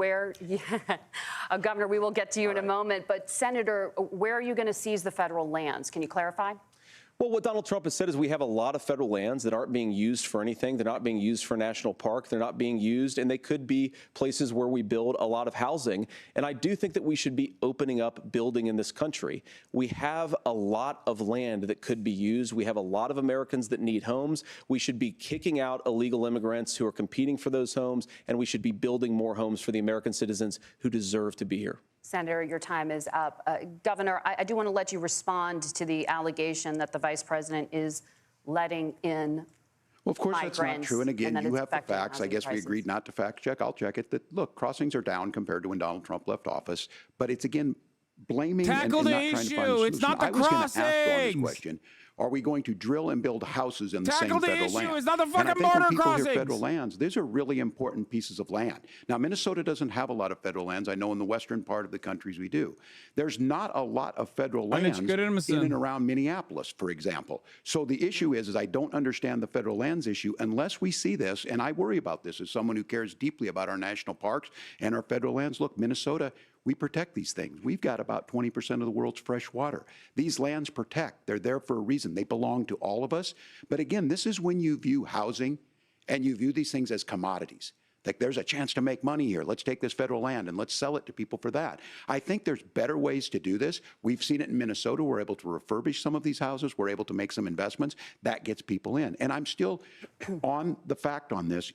Economists, Senator Vance, you said you don't like the economists. Which economists are saying that it is immigrants that's adding to the cost? Governor, your time is up. But Senator, on that point, I'd like for you to clarify. There are many contributing factors to high housing costs. What evidence do you have that migrants are part of this problem? Well, there's a Federal Reserve study that we're happy to share after the debate. We'll put it up on social media, actually, that really drills down on the connection between increased levels of migration, especially illegal immigration, and higher housing prices. Now, of course, Margaret, that's not the entire driver of higher housing prices. It's also the regulatory regime of Kamala Harris. Look, we are a country of builders. We're a country of doers. We're a country of explorers. But we increasingly have a federal administration that makes it harder to develop our resources, makes it harder to build things, and wants to throw people in jail for not doing everything exactly as Kamala Harris says they have to do. And what that means is that you have a lot of people who would love to build homes who aren't able to build homes. I actually agree with Tim Walz. We should get out of this idea of housing as a commodity. But the thing that has most turned housing into a commodity is giving it away to millions upon millions of people who have no legal right to be here. What are the federal regulations? I deal with this as a governor. You can very quickly reply. I'm sorry. I get this as a governor, and I don't necessarily disagree with that in some cases, many of those are local, many of them are state. I don't know which ones are federal, but I think whenever we talk regulations, people think they can get rid of them. I think you want to be able to get out of your house in a fire. I think you want to make sure that it's fireproof and those types of things. So which are the regulations? Because the vice president's not responsible for those. Congress writes those. Governor, thank you. Gentlemen, we have a lot to get to. You're passionate about the housing crisis, I can tell. But Nora? Thank you. One of the top problems facing Americans is the high cost of health care. Senator Vance, at the last presidential debate, former President Trump was asked about replacing the Affordable Care Act. In response, he said, "I have concepts of a plan." Since then, Senator, you've talked about changing how chronically ill Americans get health insurance. Can you explain how that would work? And can you guarantee that Americans with pre-existing conditions won't pay more? I'll give you 2 minutes. Well, of course, we're going to cover Americans with pre-existing conditions. In fact, a lot of my family members have gotten health care I believe, members of my family actually got private health insurance, at least for the first time, switched off of Medicaid onto private insurance for the first time under Donald Trump's leadership. And I think that, a lot of people have criticized this concepts of a plan remark. Look, it's very simple common sense. I think as Tim Walz knows from 12 years in Congress, you're not going to propose a 900-page bill standing on a debate stage. It would bore everybody to tears, and it wouldn't actually mean anything because part of this is the give and take of bipartisan negotiation. Now, when Donald Trump was actually president, and again, he has a record to be proud of, prescription drugs fell in 2018 for the first time in a very long time. Under Kamala Harris's leadership, prescription drugs are up about 7%. Under Donald Trump's entire 4 years, they were up about 1.5%. He introduced pricing transparency. Think about healthcare. You go into a hospital, you try to buy something, and nobody knows what it actually costs. That price transparency will actually give American consumers a little bit more choice and will also drive down costs. And we talked about, the reinsurance regulations is what I was talking about. Look, Donald Trump has said that if we allow states to experiment a little bit on how to cover both the chronically ill but the non-chronically ill, it's not just a plan. He actually implemented some of these regulations when he was president of the United States. And I think you can make a really good argument that it salvaged Obamacare, which was doing disastrously until Donald Trump came along. Of a healthcare solution. solution. Point about President Trump. Of course, you don't have to agree with everything that President Trump has ever said or ever done. But when Obamacare was crushing under the weight of its own regulatory burden and healthcare costs, Donald Trump could have destroyed the program. Instead, he worked in a bipartisan way to ensure that Americans had access to affordable care. It's not perfect, of course, and there's so much more that we can do, but I think that Donald Trump has earned the right to put in place some better health care policies. He's earned it because he did it successfully the first time. Governor? All right, here's where being an old guy gives you some history. I was there at the creation of the ACA, and the reason it was so important is I come from a major healthcare state, home of the Mayo Clinic, home to Medical Alley. 3M, Medtronic, all of those. We understand healthcare. It's why we're ranked first on affordability and accessibility and quality of healthcare. And so what I know is under Kamala Harris, more people are covered than they have before. And those of you listening, this is critical to you. Now, Donald Trump all of a sudden wants to. Go back and remember this. He ran on the first thing he was going to do on day one was to repeal Obamacare. On day one, he tried to sign an executive order to repeal the ACA. He signed on to a lawsuit to repeal the ACA, but lost at the Supreme Court. And he would have repealed the ACA had it not been for the courage of John McCain to save that bill. Now, fast forward, what that means to you is you lose your pre-existing conditions. If you're sitting at home and you got asthma, too bad. If you're a woman, probably not. Broke your foot during football, might kick you out. Your kids get kicked out when they're 26.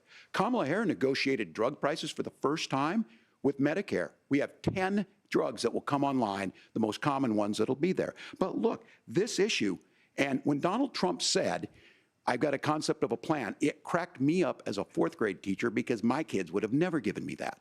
But what Senator Vance just explained might be worse than a concept, because what he explained is pre-Obamacare. And I'll make this as simple as possible because I have done this for a long time. What they're saying is, if you're healthy, why should you be paying more? So what they're going to do is let insurance companies pick who they insure, because guess what happens? You pay your premium, it's not much. They figure they're not going to have to pay out to you. But those of you a little older, gray, got cancer, you're going to get kicked out of it. That's why the system didn't work. Kamala Harris will protect and enhance the ACA. Governor, thank you. Senator, you have not yet explained how you would protect people with pre-existing conditions or laid out that plan. Well, look, we currently have laws and regulations in place right now that protect people with pre-existing conditions. We want to keep those regulations in place, but we also want to make the health insurance marketplace function a little bit better. Now, what Governor Walz just said is actually not true. A lot of what happened, and the reason that Obamacare was crushing under its own weight, is that a lot of young and healthy people were leaving the exchanges. Donald Trump actually helped address that problem, and he did so in a way that preserved people's access to coverage who had pre-existing conditions. But again, something that these guys do is they make a lot of claims about if Donald Trump becomes president, all of these terrible consequences are going to ensue. But in reality, Donald Trump was president. Inflation was low. Take-home pay was higher. And he saved the very program from a Democratic administration that was collapsing and would have collapsed absent his leadership. He did his job, which is govern in a bipartisan way and get results, not just complain about problems, but actually solve them. Governor, did enrollment under the Affordable Care Act go up under the Trump administration? It's higher now that we've seen it go up. Look, people are using it. The system works. And the question about this of young people or whatever, that's the individual mandate piece of this. And Republicans fought tooth and nail saying, well, Americans should be free to do this. Well, then what happens is— So you think the individual mandate's a good idea? You shrink. I think the idea of making sure the risk pool is broad enough to cover everyone, that's the only way insurance works. When it doesn't, it collapses. You are asking pre-ACA where we get people out. Look, people know that they need to be on health care. People expect it to be there. And when we are able to make it, and we are making it this way, when we incentivize people to be in the market, when we help people who might not be able to afford it get there, and we make sure then when you get sick and old, it's there for you. Because I heard people say, well, I don't want to buy into Medicare or whatever. Good luck buying health care once you get past 70. So look, the ACA works. We can continue to do better. Kamala Harris did that. The way she made everything better was negotiating those 10 drugs on Medicare for the first time in American history. Thank you. Margaret? Can I address that? I apologize. We're out of time. ahead, We have a number of subjects to discuss. Margaret? Let's talk about families in America. There is a child care crisis in this country, and the United States is one of the very few developed countries in the world without a national paid leave program for new parents. Governor Walz, you said that if Democrats win both the White House and Congress, this is a day one priority for you. How long should employers be required to pay workers while they are home taking care of their newborns? You have 2 minutes. Yeah, well, that's negotiable, and that's what Congress worked. But here's what the deal is. Americans sitting out there right now, you may work for a big company. Look, we're home in Minnesota to some of the largest Fortune 500 companies. Kamala Harris knows that in California. Those companies provide paid family and medical leave. One is, I think they're moral and they think it's a good thing, but it also keeps their employees healthy. We in Minnesota passed a paid family and medical leave. You have a child, and I had to go back to work 5 days after my kids were born. This allows you to stay home a certain amount of time. What we know is that gets the child off to a better start, the family works better, we stay in their employers, we get more consistency in that. So Kamala Harris has made it a priority. We implemented it in Minnesota and we see growth. That's how you become a pro-business state. But the negotiations on it, and here's the issue, those big companies are able to offer it.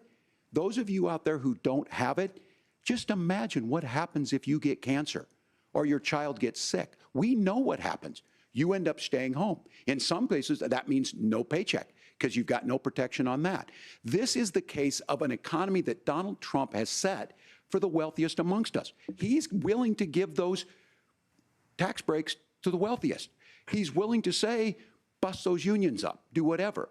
What we're saying is the economy works best when it works for all of us. And so a paid family medical leave program, and I will tell you, go to the families or go to the businesses and ask them. As far as childcare on this, you have to take it at both the supply and the demand side.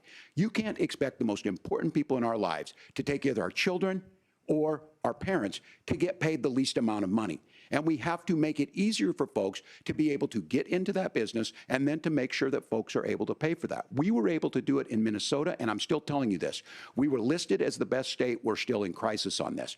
A federal program of paid family and medical leave and help with this will enhance our workforce, enhance our families, and make it easier to have the children that you want. Governor, your time is up. Senator, do you support a national paid leave program? And if so, for how long should employers be mandated to get the pay fuck their back to employees work, while they bitch. are home taking care of their newborns? Get back to You have work! 2 minutes. Yeah, well, first of all, Margaret, a number of my Republican colleagues and some Democrats, too, have worked on this issue. And I think there is a bipartisan solution here because a lot of us care about this issue. I mean, look, I speak from this very personally because I'm married to a beautiful woman who's an incredible mother to our 3 beautiful kids, but is also a very, very brilliant corporate litigator. And I'm so proud of her. But being a working mom, even for somebody with all of the advantages of my wife, is extraordinarily difficult. And it's not just difficult from a policy perspective. She actually had access to paid family leave because she worked for a bigger company. But the cultural pressure on young families and especially young women, I think makes it really hard for people to choose the family model they want. A lot of young women would like to go back to work immediately. Some would like to spend a little time home with the kids. Some would like to spend longer at home with the kids. We should have a family care model that makes choice possible. And I think this is a very important substantive difference between Donald Trump and Kamala Harris's approach. I mean, look, if you look at the federal programs that we have that support paid family leave right now, the Community Development Block Grant, and there's another block grant program that spends a lot of money from the federal government. These programs only go to one kind of child care model. Let's say you'd like your church maybe to help you out with child care. Maybe you live in a rural area or an urban area and you'd like to get together with families in your neighborhood to provide child care in the way that makes the most sense. You don't get access to any of these federal monies. We want to promote choice in how we deliver family care and how we promote child care because, look, it is unacceptable. And, you know, of course, Tim and I have been on the campaign trail a lot the past 7 or 8 weeks. And one of the biggest complaints I hear from young families is people who feel like they don't have options, like they're choosing between going to work or taking care for their kids. That is an incredible burden to put on American families. We're the only country that does it. I think we could do a heck of a lot better. Senator, thank you. You have also said, Senator Vance, many things about the American family. The Federal Reserve says parents will spend nearly as much on child care as they do on housing each month. By the way, moderators have been carrying this for Walz. President Trump recently said, as much as child care is talked about as being expensive, it's relatively speaking not very expensive compared to the kinds of numbers we'll be taking in. Is President Trump committed to the $5,000 per child tax credit that you have described? You have 1 minute. Well, what President Trump said, Margaret, I just want to defend my running mate here a little bit, is that we're going to be taking in a lot of money by penalizing companies for shipping jobs overseas and penalizing countries who employ slave laborers and then ship their products back into our country and undercut the wages of American workers. It's the heart of the Donald Trump economic plan. Cut taxes for American workers and American families. Cut taxes for businesses that are hiring and building companies in the United States of America, but penalize companies and countries that are shipping jobs overseas. That's the heart of the economic proposal. And I think what President Trump is saying is that when we bring in this additional revenue with higher economic growth, we're going to be able to provide paid family leave, child care options that are viable and workable for a lot of American families.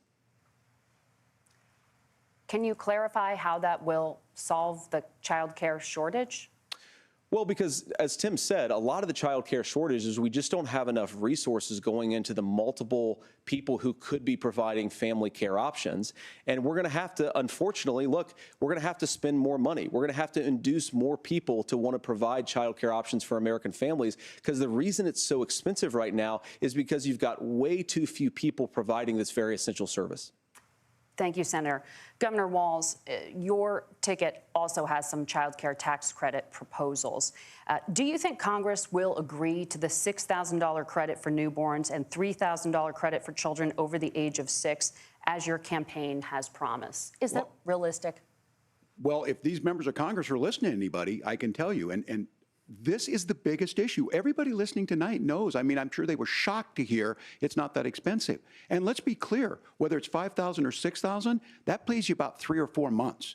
Let's be clear of where we're at on this. It's because we got out of an imbalance on this. We thought we were going to get by not paying people. I don't think Senator Vance and I are that far apart. I'm not opposed to what he's talking about on options. We've done scholarships types of things. I think we need to be open to making the case. But the issue here is, the question you asked is, you're not going to pay for it with these tariffs. That's just adding another $4,000 on the family and taking less. So not only do they not get the money to pay for that, they're $4,000 in the hole. That's Wharton School. That's his alma mater. And so I think the issue here is, those members of Congress, I can't believe they're not. When I go to businesses, sure, they'll talk about taxes sometime, but they will lead with childcare and they will lead with housing, because we know the problem is, especially in a state like Minnesota, we need more workers because our economy is growing, but we need the workforce. Governor, thank you. We need to move on. Nora? Let's talk about the state of democracy, the top issue for Americans after the economy and inflation. After the 2020 election, President Trump's campaign and others filed 62 lawsuits contesting the results. Judges, including those appointed by President Trump and other Republican presidents, looked at the evidence and said there was no widespread fraud. The governors of every state in the nation, Republicans and Democrats, certified the 2020 election results and sent a legal slate of electors to Congress for January 6th. Senator Vance, you have said you would not have certified the last presidential election and would have asked the states to submit alternative electors. That has been called unconstitutional and illegal. Would you again seek to challenge this year's election results, even if every governor certifies the results? I'll give you 2 minutes. Well, Nora, first of all, I think that we're focused on the future. We need to figure out how to solve the inflation crisis caused by Kamala Harris's policies, make housing affordable, make groceries affordable, and that's what we're focused on. But I want to answer your question because you did ask it. Look, what President Trump has said is that there were problems in 2020, and my own belief is that we should fight about those issues, debate those issues peacefully in the public square, and that's all I've said, and that's all that Donald Trump has said. Remember, he said that on January the 6th, the protesters ought to protest peacefully. And on January the 20th, what happened? Joe Biden became the president. Donald Trump left the White House. And now, of course, unfortunately, we have all of the negative policies that have come from the Harris-Biden administration. I believe that we actually do have a threat to democracy in this country, but unfortunately, it's not the threat to democracy that Kamala Harris. He's like, they should have let it happen. It is the threat so of that Joe Biden censorship. could have ruined the It's country. Great Americans answer, sir. Thank you. Casting aside lifelong friendships because of disagreements over politics. It's big technology companies silencing their fellow citizens, and it's Kamala Harris saying that rather than debate and persuade her fellow Americans, she'd like to censor people who engage in misinformation. I think that is a much bigger threat to democracy than anything that we've seen in this country in the last 4 years, in the last 40 years. Now, I'm really proud, especially given that I was raised by two lifelong blue-collar Democrats, to have the endorsement of Bobby Kennedy Jr. and Tulsi Gabbard, lifelong leaders in the Democratic coalition. And of course, they don't agree with me and Donald Trump. Lifelong leader in the Democratic coalition. We don't have to agree on every issue, but we're united behind a basic American First Amendment principle that we ought to debate our differences. Almost 1 million people watching the fucking debate coverage. Persuade our fellow Americans. Kamala Harris is engaged in censorship at an industrial scale. Jr. and Tulsi She did it during lifelong COVID. Democratic She's done it leaders. over a number of other issues, and that to me is a much bigger threat to democracy than what Donald Trump said when he said that protesters should peacefully protest on January the 6th. Governor? Well, I've enjoyed tonight's debate, and I think there was a lot of commonality here, and I'm sympathetic to misspeaking on things, and I think I might have with the senator. Me too, man. There's one though that this one is troubling to me, and I say that because I think we need to tell the story.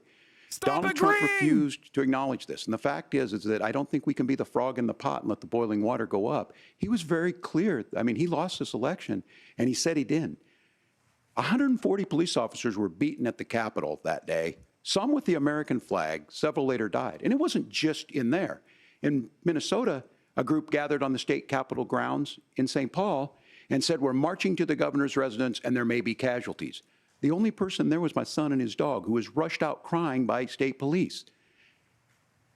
That issue, and Mike Pence standing there as they were chanting, hang Mike Pence. Mike Pence made the right decision. So, Senator, it was adjudicated over and over and over.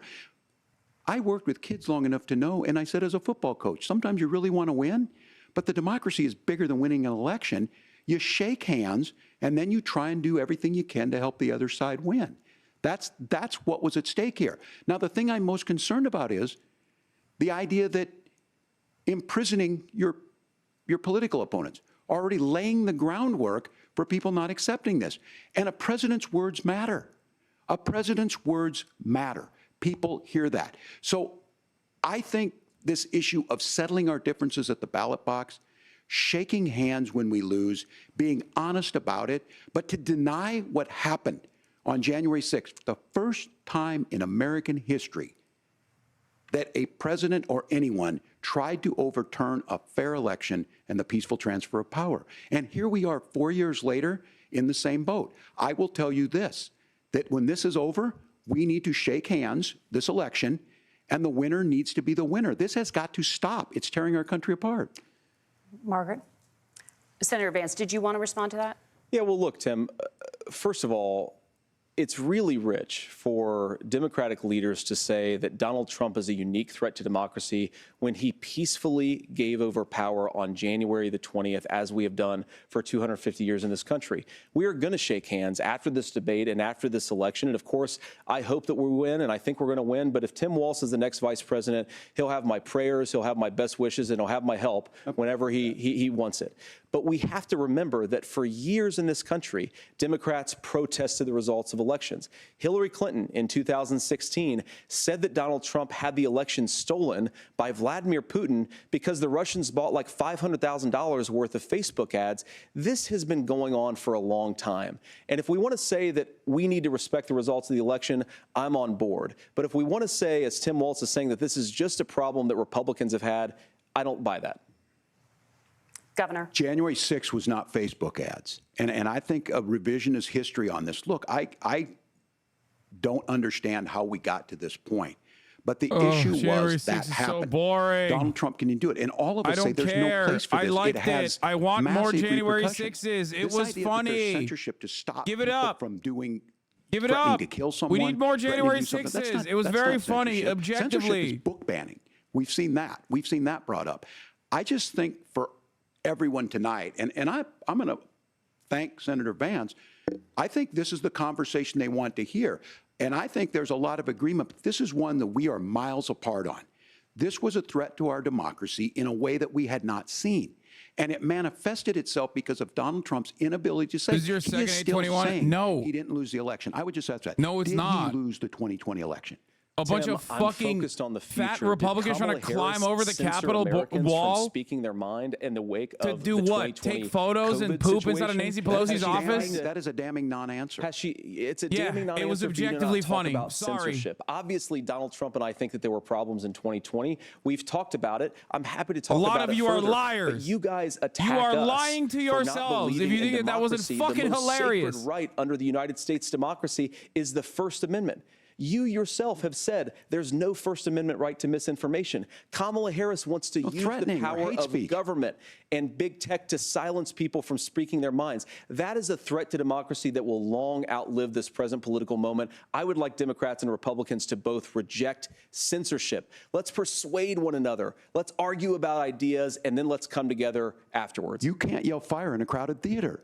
That's the test. That's the Supreme Court test. Tim, fire in a crowded theater. You guys wanted to kick people off of Facebook for saying that toddlers shouldn't wear masks. Senator, the governor does have the floor. Fire in a crowded theater. That is criticizing the Why are you policies of the apologizing? government, which is the right of every American. You have Senator, the floor. governor does have the floor for 1 minute to respond to you. You have the floor, Tim, you fucking pussy! I don't run Facebook. You were a goddamn veteran for 24 fucking years! Refused, and now again, have and this, some I'm pretty fucking shocked by backbone! this. He lost the election. This is not a debate. It's not anything anywhere other than in Donald Trump's world. Minnesotans are literally spiritually Canadian! Made that decision to certify that election. That's why Mike Pence isn't on this stage. What I'm concerned about is, where is the firewall with Donald Trump? Where is the firewall if he knows he could do anything, including taking an election, and his vice president's not going to stand to it? That's what we're asking you, America. Will you stand up? Will you keep your oath of office, even if the president doesn't? And I think Kamala Harris would agree. She wouldn't have picked me if she didn't think I would do that, because of course that's what we would do. So America, I think you've got a really clear choice on this election of who's going to honor that democracy and who's going to honor Donald Trump. Governor, your time is up. Thank you, gentlemen. We will be right back with both of our candidates. The CBS News Vice Presidential In the midst of yelling, he literally just addressed the elephants in the room. Pence is not there. I mean, look, dude, look. This debate is mid, okay? I know when, when the dust settles, everyone will make up their minds, but it's just such an ass debate. Luckily for the Democrats who really care about Kamala Harris winning, let's be real, it's not all that consequential. Tim Walz has his high notes whenever he's talking about issues that he actually cares about. But god damn, dude, this is the same exact fucking thing that I felt when I watched Bernie Sanders on that goddamn stage. I was like, dude, fucking attack, dude. Attack! You're debating against a literal Hitlerian candidate who's just sitting there like a fucking insurance salesman on television telling you that the Viagra is supposed to make your dick explode and it's normal and you can't sue the pharmaceutical company. Just address any of his indignity. Address anything that he is doing. Kamala Harris straight up whipped up Donald Trump, sauced him, put him in a fucking pan and fried his ass. Okay? Tim Walz is like, oh my God. Oh, well, I agree with this guy. Don't you know? Oh, I agree with him. I agree. Fucking cook his ass. He sucks. He sucks dick. He's fucking weird. You coined the weird term. Say he's fucking weird because he's weird. God damn, dude. I want to move to Minnesota. He's talked more about how sick Minnesota is. I'm over here looking at fucking house prices in Minnesota. I'm like, do I move there? Seems pretty good to me. Seems like a great place to live. Great governor. The fuck? Oh my God, dude. Oh my God. On the aesthetic front, it is like mind-boggling. It is mind-boggling. It's crazy. Okay?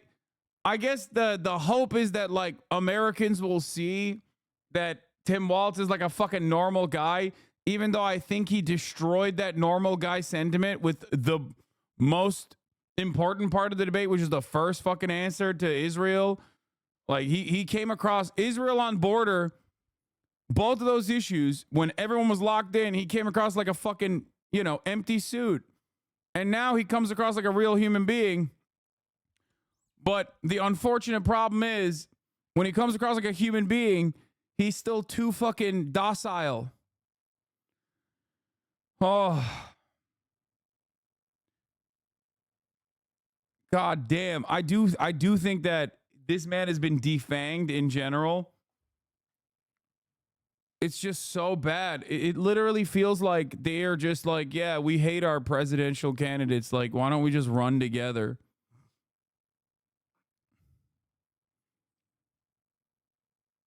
Okay.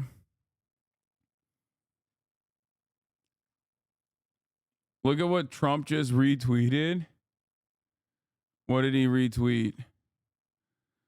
My daughter was killed in the Parkland shooting. It's abhorrent that Tim Walz has befriended school shooters, disqualifying. Come on, dog. Are you insane? What the? Wait, is this the one guy who like whose daughter died in Parkland, but then was like literally the one guy whose daughter died in Parkland, but thought that it was like fake? That's the guy, right? It's the one crazy one. Okay, yeah, that makes sense. That dude is so insane, dog. He literally thinks the Parkland school shooting was like fake or some shit. It was insane. Anyway, fuck that guy. But also, yeah, I don't know, man. It's just wild. I think it's a perfect demonstration. Like Tim Walz was good pre-Kamala Harris campaign, okay? Tim Walz, bad post-Kamala Harris campaign. Make up your mind about this. To me, it spells, the Kamala Harris campaign is kind of cooking this dude. Like his commentary on issues, the way he communicated issues that he cared about, the way he spoke to them was significantly better. Oh, wait, it's back. But look, the support of the democracy matters. It matters that you're here. And I'm as surprised as anybody of this coalition that Kamala Harris has built, from Bernie Sanders to Dick Cheney to Taylor Swift, and a whole bunch of folks in between there. And they don't all agree on everything. Brian, kill me. They are truly optimistic people. They believe in a positive future of this country and one where our politics can be better than it is. And I have to tell you, that better than it is the sense of optimism that there can be an opportunity economy that works for everyone, not just to get by, but to get ahead. And the idea that freedom really means something. Not the freedom of government to be in your bedroom or exam room, but the freedom for you to make choices about yourself. Now, look, we all know who Donald Trump is. He's told us, and as Maya Angelou said, believe him when he told you that. His first inaugural address talked about American carnage, and then he spent 4 years trying to maybe do that. Senator Vance tonight made it clear he will stand with Donald Trump's agenda. He will continue to push down that road. Excuse me. Kamala Harris gives us a different option. Now, I'll have to tell you, I'm going to be careful about the quotes, but there's one that Senator Vance said that does resonate with me. He said, Donald Trump makes the people I care about afraid. A lot of America feels that way. We don't need to be afraid. Franklin Roosevelt was right. All we have to fear is fear itself. Kamala Harris is bringing us a new way forward. She's bringing us a politics of joy. She's bringing real solutions for the middle class, and she's centering you at the heart of that. All the while asking everyone, join this movement, make your voices heard. Let's look for a new day where everybody gets that opportunity and everybody gets a chance to thrive. I humbly ask for your vote on November 5th for Kamala Harris. Governor Walz, thank you. Senator Vance, your closing statement. Well, I want to thank Governor Walz, you folks at CBS, and of course the American people for tuning in this evening. And one of the issues we didn't talk about was energy. And I remember when I was being raised by my grandmother, when she didn't have enough money to turn on the heat some nights because Ohio gets pretty cold at night and because money was often very tight. And I believe, as a person who wants to be your next vice president, that we are a rich and prosperous enough country where every American, whether they're rich or poor, ought to be able to turn on their heat in the middle of a cold winter night. That's gotten more difficult thanks to Kamala Harris's energy policies. I believe that whether you're rich or poor, you ought to be able to afford a nice meal for your family. That's gotten harder because of Kamala Harris's policies. I believe that whether you're rich or poor, you ought to be able to afford to buy a house. You ought to be able to live in safe neighborhoods. You ought to not have your communities flooded with fentanyl. And that, too, has gotten harder with because of Kamala Harris's policies. Now, I've been in politics long enough to do what Kamala Harris does when she stands before the American people and says that on day one, she's going to work on all these challenges I just listed. She's been the vice president for 3.5 years. Day one was 1,400 days ago, and her policies have made these problems worse. Now, I believe that we have the most beautiful country in the world. I meet people on the campaign trail who can't afford food, but have the grace and generosity to ask me how I'm doing and to tell me they're praying for my family. What that has taught me is that we have the greatest country, the most beautiful country, the most incredible people anywhere in the world. Give her money, but they're bro. not She's going to be dying. able to achieve their full dreams with the broken leadership that we have in Washington. They're not going to be able to live their American dream if we do the same thing that we've been doing for the last 3.5 years. We need change. We need a new direction. We need a president who has already done this once before and did it well. Please vote for Donald Trump. And whether you vote for me or vote for Tim Walz, I just want to say I'm so proud to be doing this, and I'm rooting for you. God bless you, and good night. Senator Vance, thank you. My God. And thank you both for participating in the only vice This debate presidential won't move the needle, but it's not a good thing. Okay? Because the needle has to move. The needle has to move for the Democrats. It's not moving in a good direction. You feel me? And oh my fucking Lord. Oh my God. What an absolutely awful, pathetic fucking waste of time that was. Holy shit, dude. Oh my God, I cannot be alone in feeling this way. Please. Like, I know when we watch debates like this, when debate time rolls around, we got a lot of fucking liberals in here, right? Like a lot of fucking people that normally don't tune in, but just tune in for this type of shit. Okay? And they're going to get very mad at me when I say stuff like January 6th was objectively funny. Okay? Like, they're going to get mad at me. But beyond that kind of stuff, beyond that kind of shit, okay, I personally think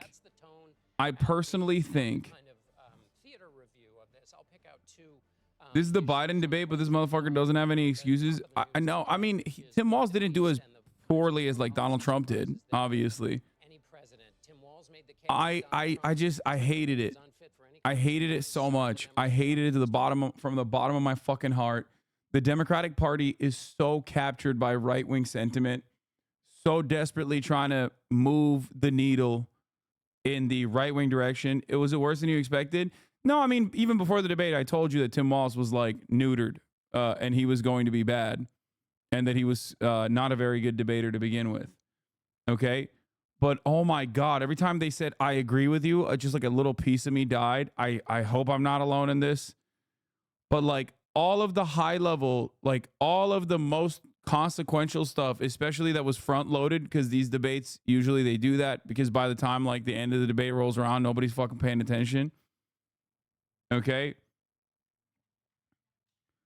What do you mean? January 6th was so terrifying for democracy. It was one of the worst things to happen in recent history. Yeah, dude, they were going to be able to fucking stop the process so that, you know, 330 million Americans would hallucinate an alternative reality where they didn't go out and vote and that Joe Biden didn't win. No, that was the least consequential aspect of like Trump's election engineering. Okay. The more consequential stuff was the legal shit that he was trying to do behind the scenes, where there is an active prosecution against that sort of thing, despite the fact that it's been held up in the courts. Okay. January 6th is objectively funny. And one of the dumbest aspects of this entire process, like magically, we're just going to forget if the ballot, if Mike Pence followed through on what Donald Trump wanted to do and just refused to fucking authorize the ballots, all of a sudden we're just going to forget that an election took place. Like, get the fuck out of here. That's not going to happen. It's ridiculous. Okay. They didn't even know what their goals were. They were just a bunch of fucking small business owners that were running around and ultimately just like took selfies inside of fucking rooms and shit and got maced. Okay. Yeah. You will never convince me that a bunch of fucking fat business owners trying to climb the walls of the goddamn Congress was not a hilarious moment. Okay. Anyway, I have to fact check you. January 6th was terrifying. Okay. Anyway, like, but regardless, it's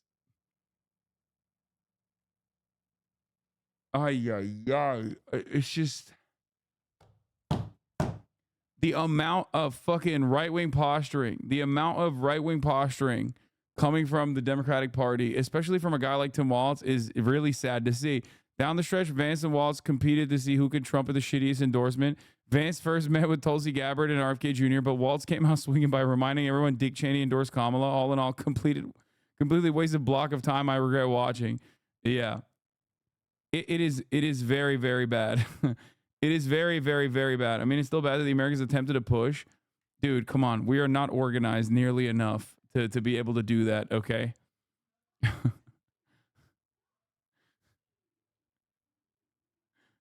Anyway. All right.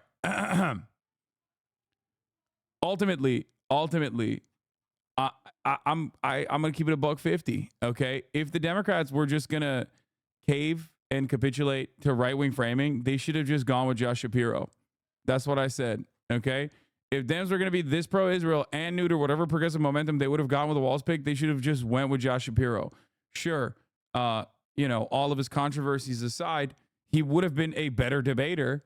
He would have been even a better communicator of Kamala Harris's policies, for sure.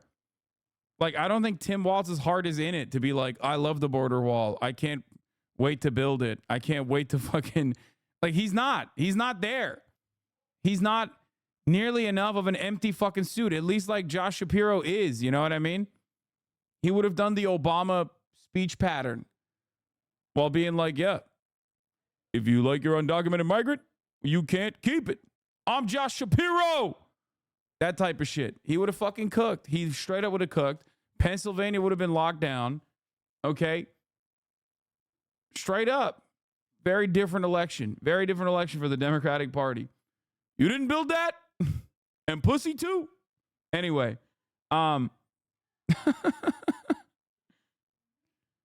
It's so bizarre they want to push Walz in every man so bad. It's so unnecessary to win the election and actively alienates voters. No, Walz being an everyman is good. Okay? Walz could be a generational talent. The problem is you just got to let him loose. And the problem and he's not going to be good as a everyman who's like, think about how well he spoke. on the issue of lowering pharmaceutical prices, lowering housing prices. Think about how well he spoke about protecting women's right to choose. Like, those are areas that he's good on. Or fucking paid family leave and how it actually helps small businesses. Like, that's an adequate way to help small businesses, much better than anything else. Like, he popped off. Problem is, he's also tacked on to like a whole bunch of like stupid ass neoliberal ass policies. And that's very hard to effectively communicate, especially if your heart is not in it. Okay.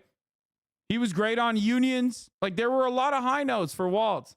Problem is, there were a lot of low notes for Walz too. And the low notes were way more consequential. Okay. Also, I do have to say, I'm not one of these like rad libs, but goddamn, okay. JD Vance,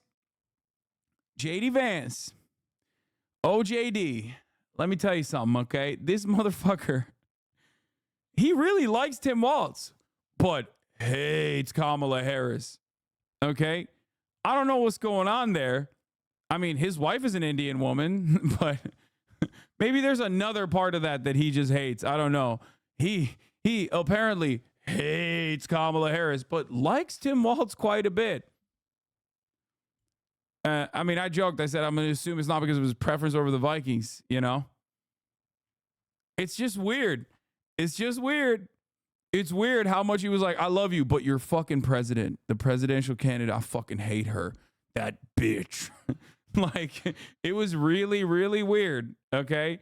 It was really fucking weird, man. I kissed the debate. Can someone summarize? It sucked. Don't worry. You didn't miss anything. Oh. I felt like Kamala Harris hired Hillary Clinton's consultants in 2020. This election is convincing me that much more. I don't know. I just like, yeah. Oh, also, yeah, that was another wonderful part where Vance was like, January 6th wasn't bad. We should have finished the job. Look at how much worse things are because Donald Trump isn't the president.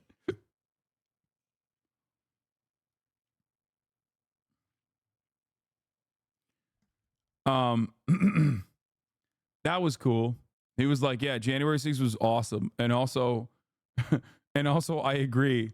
And also it should have happened and it should have been completed so that Joe Biden couldn't ruin the country. Okay. That's a cool argument to make. Many Americans are probably not going to agree with that. Not every American has the same attitude that I do towards January 6th being funny, objectively. Okay. Even though it is.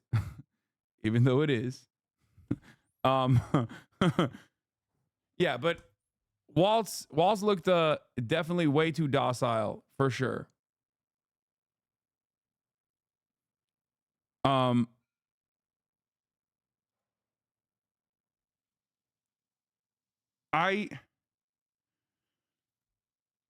don't know. I just I don't know why the Democrats are just so fucking bad at addressing Republican lies. Like, they do it all the time. It's not like Republicans are like, oh, out of nowhere, we just started lying. And then the Democrats are like, oh my God, I can't believe they lied. It's like they very consistently lie about the same shit.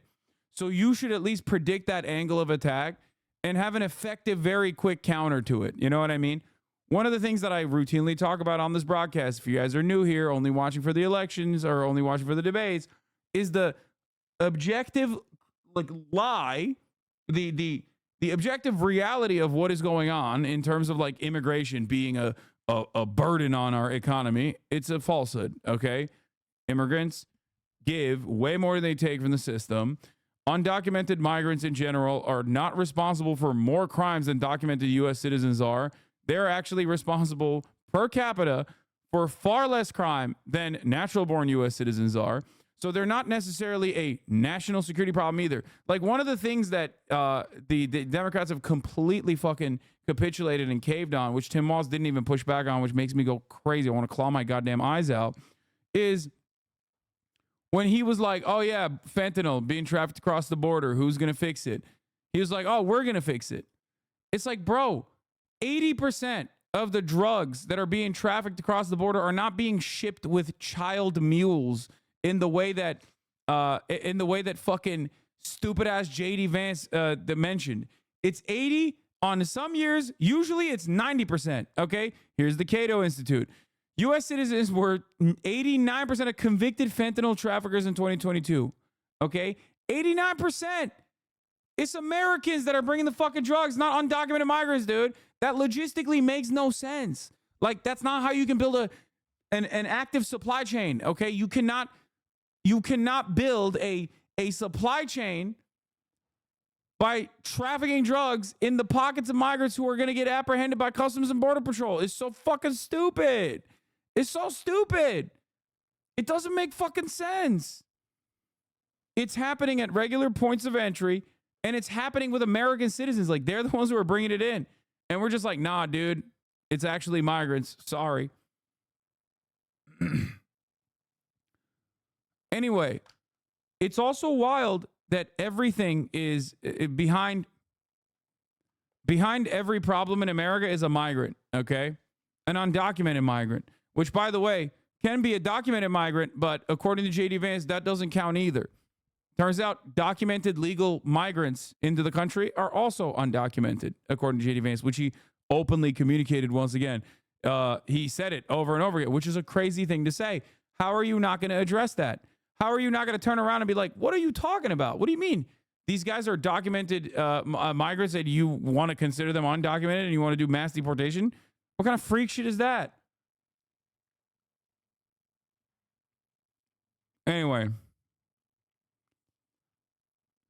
I guess some interesting parts about the debate. Some interesting parts about the debate, of course, is that both JD Vance and Tim Walz agreed that like housing shouldn't be treated like a commodity. Not that I believe either of them actually are committed to that position. Maybe Tim Walz is. Okay. But like JD Vance certainly isn't. That was a wild thing to say, though.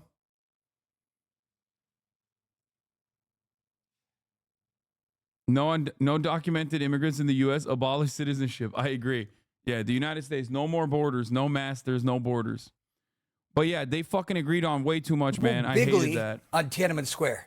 I mean, he was talking about riding a bike in Nebraska and the summers, and he went on and on and on. And he should have just said, look, I misspoke. I screwed up. I'm a human. Instead, he looked, he lied about that, and maybe people reminded him of his lies about in his time in uniform. And so that was bad. That's bad. I was just like I lied about the top of the hour ad break not coming. Just kidding. I never lied about that. It's coming for you right now at the top of the fucking hour, baby.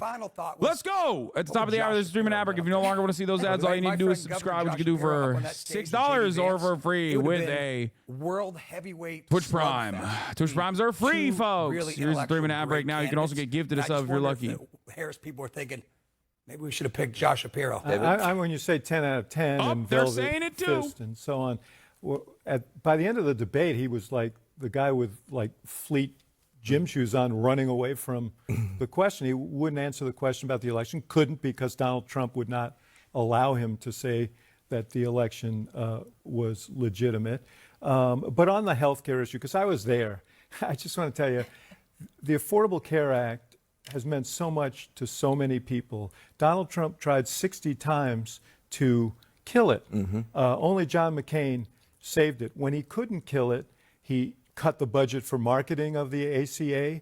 He cut subsidies for the ACA. There were many ways in which he tried to strangle the ACA because he couldn't outright kill it. And he said in this campaign that he wanted to eliminate it still. So to hold him up as a champion, the guy who saved the Affordable Care Act, was perhaps the most disingenuous. God damn it. I need to hear that sweet Axel dick, dude. Come on. CNN. Where is this at? Let's hear what else is, where's the coverage? Where's announced the lies that were spread. There wasn't a lot of hits landed. It was more just playing defense or sticking to the issues that he was trying to push forward on. And there were things he could have fact-checked him on. I was kind of stunned by the Obamacare, that he let him get as far as he did on suggesting that Trump was the savior of it. I think that, to be honest, Tim Walz was a little in over his head tonight. I think his performance got better by the end of the night. The best moment, and unfortunately it's probably what the fewest voters are going to have seen, was the January 6th answer. That felt like the moment that he had kind of taken the bait on J.D. Vance being the nice guy and trying to be friendly with him. And in that moment, he's like, wait, this is somebody I don't trust. This is somebody who has lied about things. And he kind of found his bearings there. That was a moment Did someone send me the NBC live stream? I want to see some undecided voters say some of the dumbest things I've ever heard in my entire life, please. I'm the undecided voter, by the way, and I've decided, okay? Actually, I'm even more undecided now. Why am I undecided? Because I wanted to know who would be committed to Israel doing the first strike on Tehran, okay? Who will be the brave candidate, the brave administration that will allow Israel to do nuclear holocaust, okay? And now I'm even more undecided because both of them said yes to it. So now I'm even more undecided, which is why I'm writing in Biden, okay?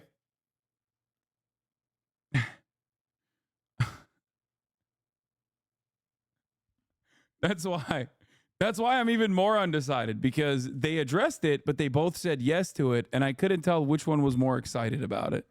It seemed like they were both maximum excited about the prospect of giving the nuclear apartheid state committing a genocide the opportunity to first strike Iran. Okay? That was what my major question was. I was shocked that the media immediately asked that as the first question. Vance and Walz face off in civil policy focused debate.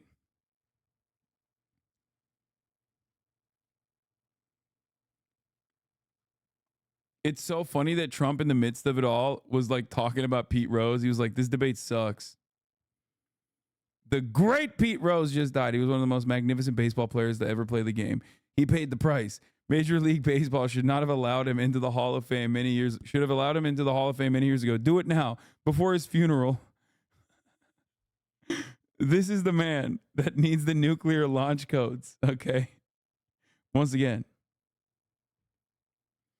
Pete Rose was a pedophile, by the way. I didn't know that. I don't know anything about baseball.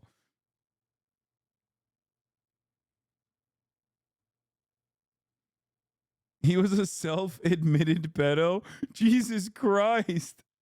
What the fuck? That's crazy.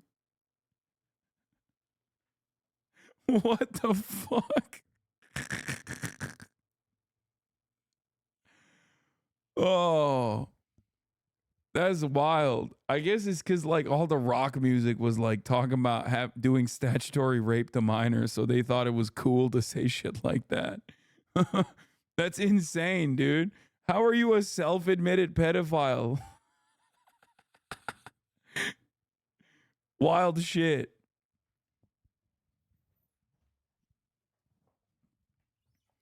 Yeah, he heard she was only 17, if you know what I mean. And he was like, I do know what you mean. I'm Pete Rose. And I agree with this message. I endorse it.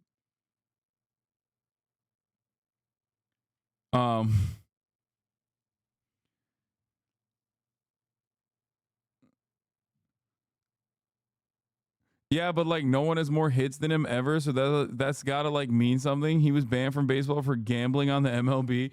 What does that mean? Does that mean that being a pedophile makes you hit harder? Like, is that my takeaway from this? I didn't know anything about Pete Rose until this moment. And let me tell you, everything I found out about him in the last 3 minutes have been awful. Okay.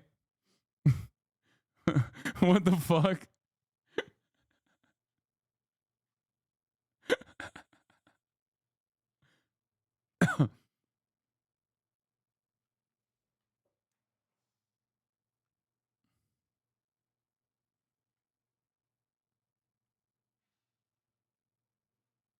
Vance is on Fox News. Trump, not Kamala Harris, the person who has sort of broken the entire world. And I just tried to make that point as much as possible, man. Just make it about substance and let the American people make up their mind. One of the things is I was watching the 181 ballistic missiles being fired from Iran into Israel, and I'm so thankful they got most of them down, but they're now really fighting a forefront war. And I just know in the back of my mind that there is this radical anti-Israel, anti-Semitic even wing within the Democrat. I hate it, man. It's crazy. Israel about to have a 5-front war tomorrow when they fucking go to war with like Iraq or something. And it's again Hezbollah, not Israel's fault. They have in their charter, they've stated over and over, they want to wipe Israel off the map. We hear it in the halls of Congress, college campuses. Right. This is a serious, their very existence is at risk here. No, that's exactly right. And of course, not just their existence, but America's national security here. I mean, if Iran becomes a regional hegemon, it will have a nuclear weapon the next week. Right. That will seriously endanger the United States of America, because the Iranians have shown they're clearly not rational. But you think about this happened, Sean, because of confused policy from American leadership. We ask ourselves, like, how did it get to the point where Iran is launching 200 ICBMs at America's most important regional ally? And the answer is because they don't actually know where Kamala Harris stands. Now, you talk about how they've cozied up to sort of this weird pro-Hamas wing within their own party. That's why, because the Ayatollah loves Kamala Harris. But it shows that confusion that comes out of that policy invites a lot of aggression, invites a lot of bad guys doing terrible things, and it also, Sean, motivates a lot of really stupid policy. 200 ICBMs, that's not cheap. Iran has a lot of other weapons. How did they fund it? 2 reasons, Sean. Number 1, Kamala Harris went to war against the American energy sector that radically increased the amount of oil revenue. Yeah, like, these people are fucking so insane. It's just like the media is so at odds. The media is so at odds with like the popular sentiment expressed by the public on a regular basis, where they just straight up are like, no, Kamala Harris, like, she's not sufficiently pro-Israel. It's like, what do you want her to do? Execute a Palestinian child directly? Her administration is every day. Okay, every day. By the tens, if not hundreds. Okay, what else do you want? You know, Iran directly firing into Israel. And what should America's response be here? Well, look, I think it's tough, Sean, because we don't have a president that we can actually trust. I don't even know who the president of the United States is. And that's one thing we didn't actually get into the debate that I really wanted to hammer Kamala Harris on, is that for 3.5 years, America has been saddled with a president of the United States who can't do the job. And the reason is because Kamala Harris lied and said he was up to the job of president. And of course he wasn't. And now we're in this, we've got this terrible crisis in Appalachia, these terrible floods, a lot of people affected. We've got this regional war breaking out in the Middle East, and we don't have effective American leadership. Best on I ever. think what our response is fundamentally, this is Israel's security, and they have to make the decision about how they're best going to protect their own security, and they need the support of their American allies, not Joe Biden, as confused as he is, standing behind them, effectively promising that he's going to punish them. No, Chad, Kamala Harris didn't cause the hurricane. It was immigrants. Like, what? Come on, get it right. Kamala Harris caused everything bad because she brought the immigrants in who caused the hurricanes. A viable intelligence service. They're going to make their own decision about how to protect their sovereignty. I think our role here, support our friends, and also get back to some common sense foreign and economic policies so that we can be strong enough to respond to the next national security challenge. Let me ask you, you kept bringing up a point that I felt was very effective in this debate, and that is she's been vice president nearly 4 years. Yeah. And, you know, on day one, I'm going to fix inflation. On day one, I'm going to fix the border. On day one, I'm going to do this and that. And, you know, and Walz kept bringing up the issue of immigration. You brought up the 90-some-odd executive orders that they bragged about. That's right. But also for 3 years, they said the border is secure, and Harris wants to decriminalize illegal immigration, offer free food, housing, health care, education, sex change operations, amnesty on top of it. And we have all these unvetted illegal immigrants. Now, dozens of Americans have been murdered. I had the parents of 2 of them on last night, Rachel Morin's mom and Jocelyn Nungary. Many Americans have been raped, including children. We have other victims of violent crime, unvetted Harris-Biden illegals. It's awful. It's atrocious. The cost is through the roof. And I think America understands it, but you also brought up other aspects, how it impacts education. immigration and the economy and housing and the high cost of housing. Look, man, so much of our problem is actually due to Kamala Harris's open border. You take 25 million illegal aliens. So take a small community. Let's say you've got a school district with 4,000 or 5,000 kids. Oh, dude, it's over. I mean, dude, we are so Omega Hitler at this point. This country is just bouldering towards Adolf. Okay, we are leaping. We are sprinting towards Adolf Hitler. Yeah, I saw the uncommitted voter for Israel. Trump? Hold on, we got to listen to this fucking guy. This is my guy. Now? I didn't learn anything in this debate that kind of helped me reach a conclusion. I was really happy with both of their answers about Israel at the very beginning. For the record, I will say I'm convinced at this point that that's a op, okay? I think that the undecided voters that they place on these fucking panels is 100% an op, okay? I'm just going to say that. I'm just going to say that right now, okay? 100%. No, this is not a real person, okay? This is not a real undecided person, okay? Half the time we find out that they're not undecided at all, as a matter of fact. But, like, I'm not even talking about that. I'm talking specifically. They bring people to say key issues, okay? Key issues that not the general public cares about. Key issues that the media wants to make it seem like the general public cares about, okay? Straight up. Straight the fuck up, okay? Let's hear what this very real undecided voter has to say. That kind of helped me reach a conclusion. I was really happy with both of their answers about Israel at the very beginning.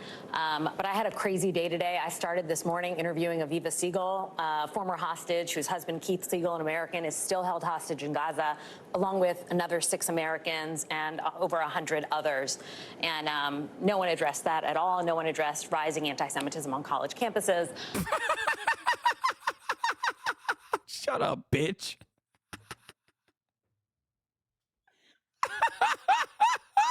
Get the fuck out of here. Come on, dude. Oh my God. Be fucking real, dude. Oh my God. She said nobody addressed the issue of rising anti-Semitism on college camp. Get the fuck out of here. Oh my God. Oh my God. Oh, fuck out of here, dude. Okay. Yeah. I'm a stevedore, and honestly, I'm a longshoreman. And one of my primary concerns is the rising issue of anti-Semitism on college campuses. If you ask the average American, they'd probably be like, we're not doing enough anti-Semitism. What the fuck are you talking about, dude? Literally. And I'm not even saying that about like Israel. They're just in general, as a standalone. Anti-Semitism is rising and Americans want more of it, okay? Completely removed from Israel. Pro-Israel, anti-Israel on both sides. Most Americans already have underlying anti-Semitic tendencies to begin with. Absolutely zero Americans are voting on the basis of anti-Semitism increasing on college campuses, okay? Jesus Christ. Oh my Lord, dude. Rising anti-Semitism on college campuses. I have more homework to do. Thanks. I'm afraid we're out of time. Thank you all.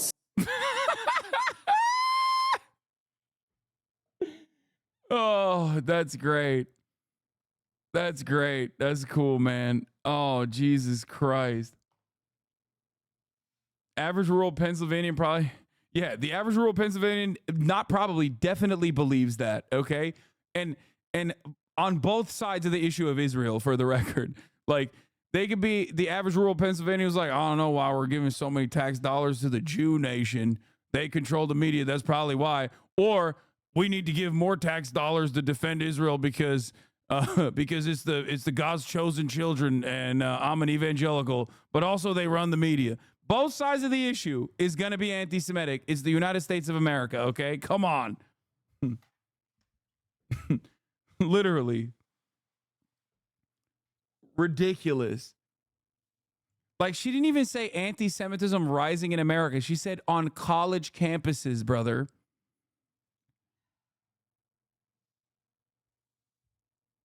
I can't. I can't. Like, what? Like, not even anti-Semitism rising in America, okay? that at least addresses a concern of like Jewish voters. For sure. That is definitely a concern of Jewish voters. She said anti-Semitism rising on okay, I'm done. No.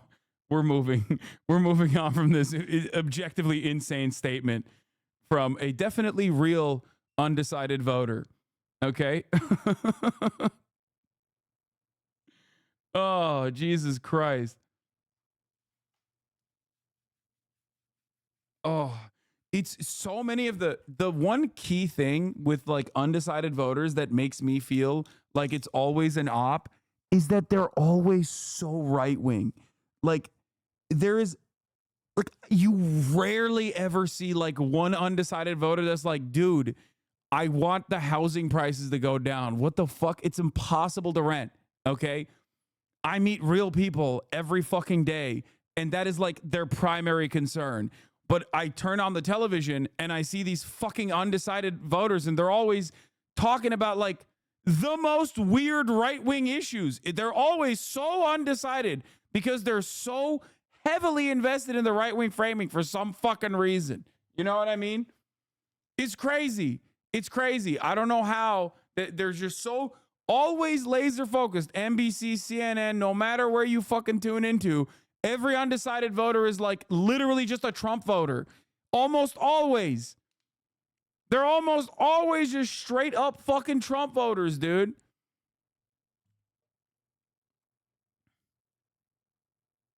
It's wild. Meet Americans where they're at in the fucking real world. They come across like they're goddamn socialists when it comes to like their own economic struggles and how to address them.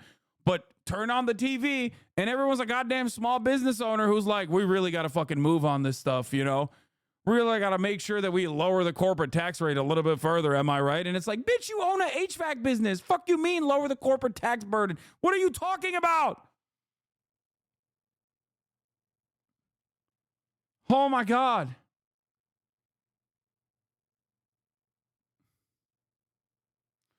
As a moderate myself, I find myself heavily concerned with asylum seekers and the way Vance described the illegal process of applying for citizenship and made me agree with the Republicans a little bit more now. What are you talking about? Look at comment history. What? As a moderate voter myself. Thank you for covering the Hurricane Helene devastation. If you haven't seen covering the minor story in Tennessee about the CEO made the employees stay during the initial flooding, I think it would find it very interesting, especially since it ties. Wait, what do you mean? There is no illegal process, brother. What are you talking about? Unless you think the Customs and Border Patrol and the Department of Homeland Security is in the tank for fucking Kamala Harris and they secretly want a migrant invasion in the way that J.D. Vance is representing it, you should not believe anything he said. That application process is simply to streamline the applicants, okay? They look through and only give temporary protected citizenship status to migrants when they have a legal claim for asylum. Oh.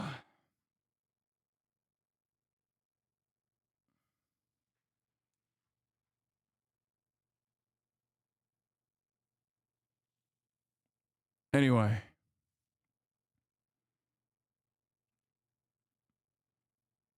Can you play the whole undecided panel section? Hopefully, we'll look at it tomorrow, most likely. It's one of my favorite parts of like these kinds of debate mania, the debate shit is like when you get to hear from like very obviously right-wing voters that they hand selected on a bunch of key issues that like average Americans definitely do not care about. Okay? Definitely do not care about. Every undecided voter is like, in 2016, I voted for Donald Trump. In 2020, I voted for Donald Trump. I'm an undecided voter. I'm voting for Donald Trump. It's like, well, bitch, why are you on the panel? You're not undecided. You are literally de-fucking-sided. You have decided with more conviction than like 70% of the Democratic electorate. Like, what are you talking about? Democratic Party voters are less decided than you, okay? They're still like, I don't know. The immigration stuff's kind of weird to me. I'm a Democrat, but I don't get it. Meanwhile, these motherfuckers are the ones that are getting like, it's like QAnon supporters that are like, you know, I do think that the Democrats are pedophilic vampires who are actually overtaking the government by the way of deep state and you know, doing targeted blackmail assassination campaigns and then cloning out the fucking candidates with like different versions of them that to make them more docile to communist sentiment. But also, I'm a little undecided on the issue. It's like, no, you're not. You're Ashley Babbitt. You got shot in the fucking head at the Capitol on January 6th, okay? You are Ashley Babbitt. You are not undecided. You have made your decision. What the fuck? Rest in peace, comrade. Ashley Babbitt.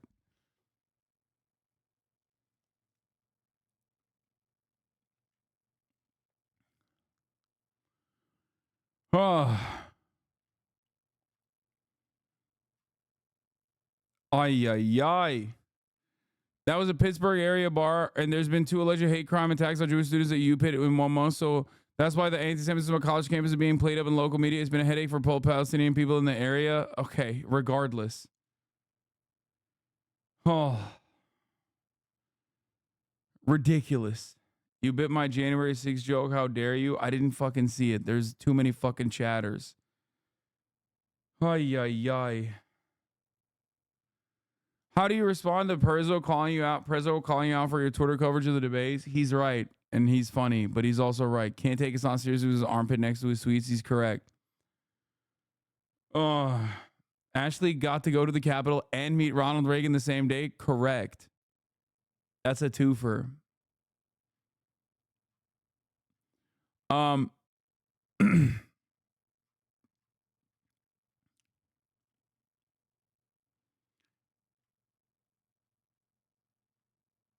What else was I going to say?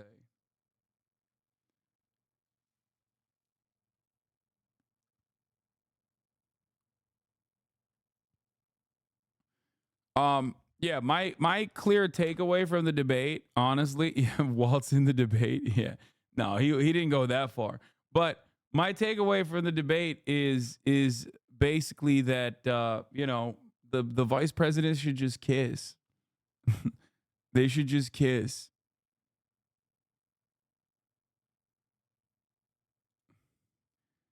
You know? I don't know why they just don't kiss. They should kiss more. They kissed already. Like, they spiritually kissed on stage.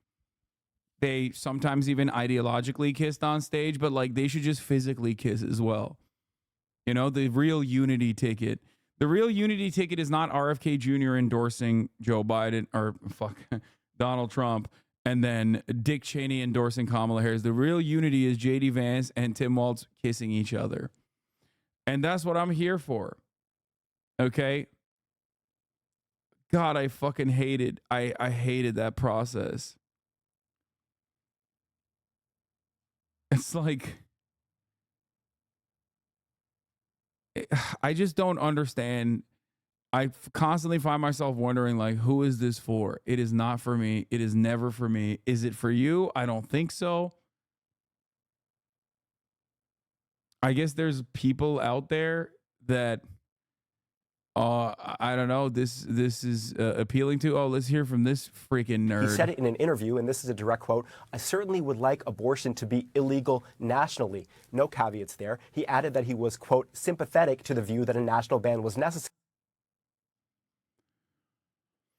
Don't discount the viewers. Like, don't discount the NATO voters. Okay, the one NATO voter can't vote anymore because he's in jail for an attempted assassination of the former president. Okay, there was one NATO voter and now he's in jail, so he can't even fucking vote. And then in the Senate, as recently as late last year, he explicitly pushed a national ban as early as 15 weeks gestation. As a debate moderator said to him, he can try to spin that as just a standard, but it's not like a goal or a target. That was federal legislation, or the idea of it at least, that. For the record, now that I've said that, there's a second NATO voter for sure. Anderson before he was elected. Daniel Dale, thank you very much. We're about to get the first reaction from voters to the Walz Vance debate. Our focus group of undecided voters in Michigan is going to weigh in. Plus, we're awaiting results from our instant poll debate. Yes, I can't wait. I can't wait for the undecideds to be like, I'm extra undecided because I couldn't understand who wanted to nuke Tehran more. Okay. Here, by the way, I'm not alone in this. He wasn't able to explain anything in any way or even repudiate it with any conviction. Again, it doesn't really matter, just calling balls and strikes here.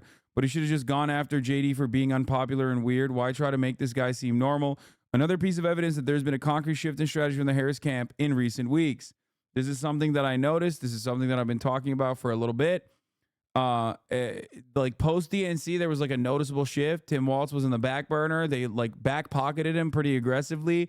They also neutered a lot of the most effective parts of his communication strategy, in my opinion, specifically addressing how fucking weird the Republicans are. I don't know why they did that. Maybe they just like saw something and they were scared. I don't know. Or maybe they're just afraid of victory. That could be a reason. Okay. Because they just stop saying that. They just, whenever they do something and it's like kind of popular, they're like, oh my God, we might actually end up putting up good numbers. We can't do that. Please, let's get back to this boring ass bullshit. Yes, never. Listen. The Democrats have a profound ability to snatch defeat from the jaws of victory, okay?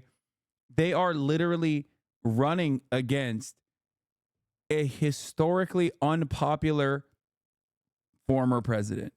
So unpopular that he has now been assassinated twice, okay?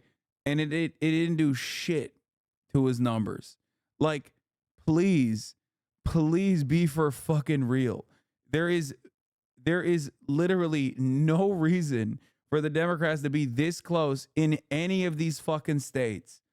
Like, Americans are definitely manic when it comes to their sensibilities in terms of voting. Like, they are of two minds at all times. They'll say, we want amnesty now and we want it for all migrants. And then they'll, in the same breath, say, we want to fucking deport every migrant in this goddamn country. They're all rapists and drug dealers. Okay? Having said that, however, like, there are obvious disparities with some of this polling in terms of like the way that Trump is getting fucking, clobbered. Also, who won the debate? First poll came out. Ed O'Keefe from Flash CBS News poll finds 42% at JD Vance, 41% Tim Walz, 17% Ty. Oh.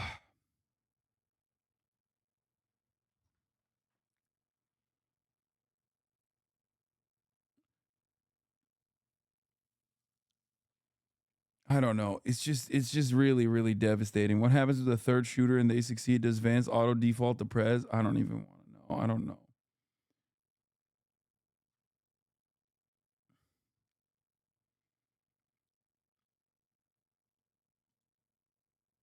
The difference for how the campaign strategy is shifting is Jeff Guerin.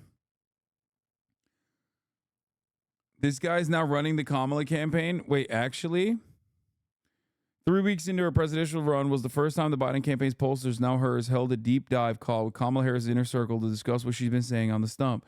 Over the line came a lot of praise, but also some suggested tweaks. First, said veteran Democratic numbers man Jeff Guerin, summarizing their analysis, stop saying we're not going back. It wasn't focused enough on the future, he argued. Second, lay off on the weird talk. Too negative.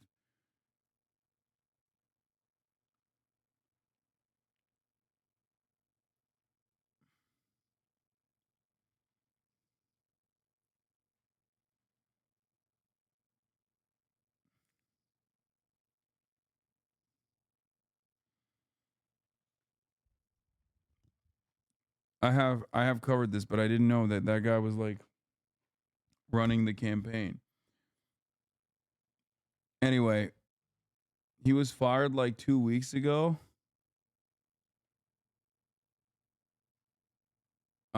Was he? Okay, let's see CNN's undecided. Oh, let's go. I'm excited. Undecided voters, at least that's what they tell us. In the past, they voted for Democrats and Republicans. At least that's what they tell us. They were watching intently, taking copious notes throughout the course of the debate. And I actually want to start with overall impressions, guys, because all 7 of you came in undecided. 1 of you said they've made up their mind. Ryan, who are you going to vote for, and what kind of solidified that opinion? Well, I'm going to be voting for Kamala Harris. One of the stark sort of aspects of that debate that really stuck with me was when they were talking about January 6th and how Mike Pence certified the election, and they were wondering if J.D. Vance would certify the election should Trump lose. And, you know... What? No! CNN! So 6 of you still remain undecided. About 35 days until the election. We're going to dig in on some issues in a moment and your reactions to those issues. But first, I want to talk about what Jake Tapper was just talking about in terms of the tone. Everybody seems to agree this was not a... That is 100%. That is like a Redditor, okay? Warm and fuzzy was what came to mind for you. What did you see tonight? I haven't seen a debate like this in a very long time. I'm sorry. I haven't seen a debate like this in a very long time. They supported each other. They were kind. And it was warm and fuzzy. I mean, you could watch it and not be offended by the words they were using towards each other. And I think to that point, one of the striking things when we were looking at the data in terms of your guys' responses is your favorability for both candidates, regardless of how you viewed them coming into the night, went up significantly. Johannes, why? I'm Brian Kilme. Mainly, I think just the way that they did a debate, just mainly that they did an actual debate in front of me. There was not much fear. There was not much hesitancy. They showed their characters to each other in a way. And as was mentioned, they kind of supported each other as they're going within debate and not attacking each other personally, but more of the policies and then what they stand for. So let's talk about some of those policies. One of the things that we heard was a discussion about expertise and taxes in particular. This was from Governor Walz. Take a listen. Look, if you're going to be president, you don't have all the answers. Donald Trump believes he does. My pro tip of the day is this. If you need heart surgery, listen to the people at the Mayo Clinic in Rochester, Minnesota, not Donald Trump. And the same thing goes with this. And I ask you out there, teachers. Dude, what the fuck's going on with the goddamn CNN cover? Do we have another CNN? Do we have another CNN live stream? This shit sucks. It keeps getting cooked. All you want. So we've talked about how each of these undecided voters had dials throughout the course of the 90-minute debate. What you saw on the bottom of your screen there, those lines, pink lines for the female undecided voters, blue lines for the male undecided voters, you saw the movement based on that response. I'm not gonna lie, I think it's gonna be really funny because J.D. Vance is gonna get broad positive reception from this, and they're gonna compare him to Donald Trump, and Donald Trump's reception was pretty negative, and that's gonna piss him off. Sound on expertise, taxes, kind of how he was presenting that case. Well, it is very important that we have expertise when making these decisions in policy, right? And so him bringing what is he wearing? Specifics to say that we need expertise making these decisions, I believe that was very important, and that in turn made me, turn my favorability towards him. Yeah, we're having a positive reaction. There was another moment, I think, for Senator Vance. Bro, that that's got a very different positive type of Redditor. That's another Redditor. Take a listen.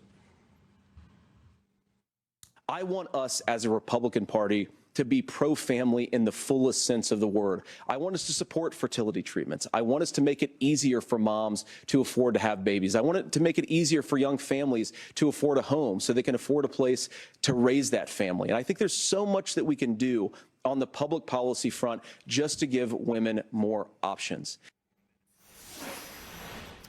Now, Karen, this has obviously been a huge debate in this election throughout the course of the last several months. You're expecting, congratulations, by the way, that's pretty awesome. What did you hear in that comment from Senator Vance? Personally, I believe that on the Republican side, it sounded very progressive, more so than I expected tonight. Just saying that they... The other CNN coverage paused at the same time as well. There's just something wrong with the live CNN feed.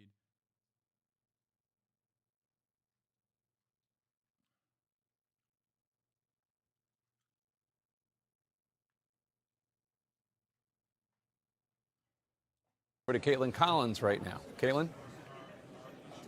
Oh, God, Thanks, no, Jacob. no, I can't do that. No, I can't hear from this. CBS fact-checking has gone insane. During the VP debate, JD Vance claimed housing in the U.S. is unaffordable because we have brought in millions of illegal immigrants to compete with Americans for scarce homes. CBS News confirmed rates this partially true, but it needs more context.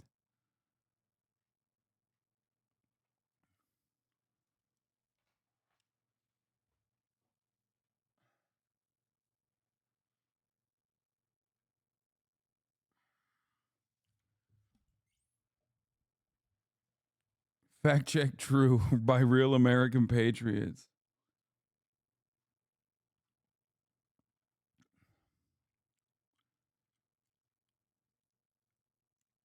Hong Kong Tim caught lying. What the fuck was he saying about the Tiananmen Square? Like why? What?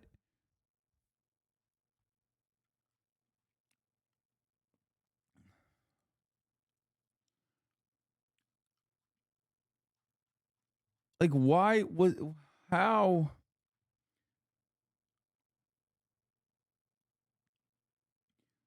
This is how TikTok is reacting to the debate. As much as I dislike JD, I think this debate has been by far the most respectful on both sides in years. They showed empathy and for the most part didn't talk over each other. They didn't trade. That debate was leaps and bounds better than our presidential debate. Oh God, gross.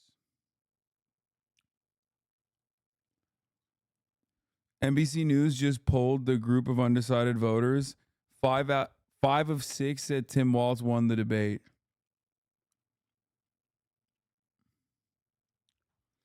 Yeah, I still think they're ops.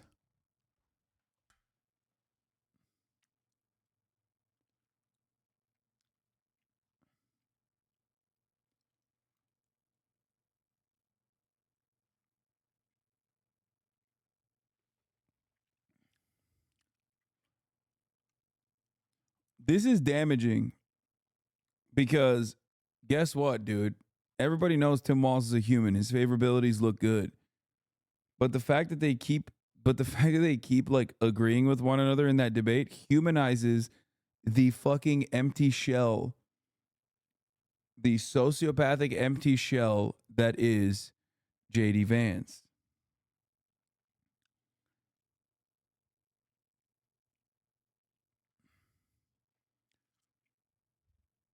My MAGA mom prefers Walz over Vance now somehow. I thought Walz dropped the ball hard.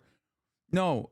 So the one thing that I briefly mentioned but didn't talk about too much, didn't dial in too much, okay, which is the fact that like JD Vance reads well in general. He seems like a different type of politician, an empathetic person, a real person, okay? And I think that is part of the reason why there's still like a 50-50 split. Did I say JD Vance? Oh my God, I mean fucking Tim Walz. Sorry. Tim Walz is an empathetic person. He reads as like a normal person. JD Vance, on the other hand, is a lizard person. JD Vance is exactly like he's like a Josh Hawley type where he's just inauthentic. He's an inauthentic piece of shit. Okay. So I think Waltz's normal guy attitude kind of carried him throughout this battle. And I do believe that the media, that like the scorers will look at and respond more positively to the JD Vance style of commentary and debating because they are also all Yale and Harvard and Ivy League graduates themselves. But average Americans will most likely look at Tim Walz and go, that seems like a normal guy. He seems like a he seems like a teacher. You know what I mean? Approval before and after from CBS. Tim Walz's approval went up but from 52 to 60%, but JD Vance's approval went up 9 fucking points amongst debate watchers. Tone of the VP debate was generally positive.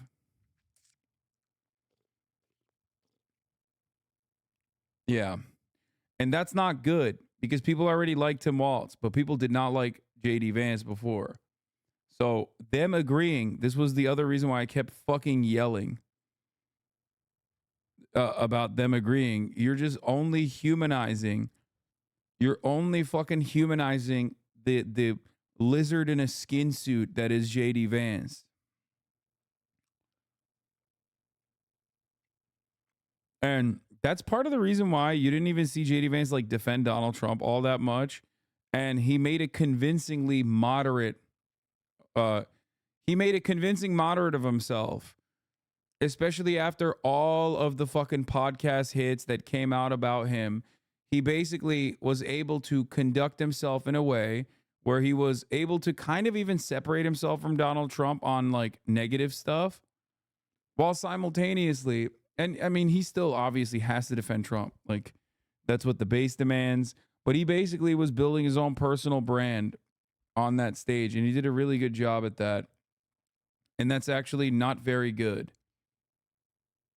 Vance was polarizing. Walz stabilized his image. This shit is exactly how Harris destabilized Trump's image during the debate, and why I think Walz is a good pick, if not the best pick in this particular campaign cycle. No, I think you're wrong. I think Vance came in. Vance absolutely came in as the unfavorable candidate, and the polls reflect that reality. JD Vance's favorability is far worse than Tim Walz's favorability across the board, and he was able to conduct himself in a way that made it seem like he was in agreement with fucking a person with high favorability, right?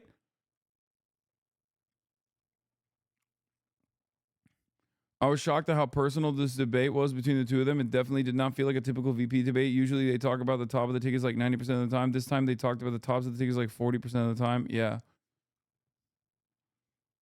But yeah, Walz's performance definitely left much to be desired. It was subpar.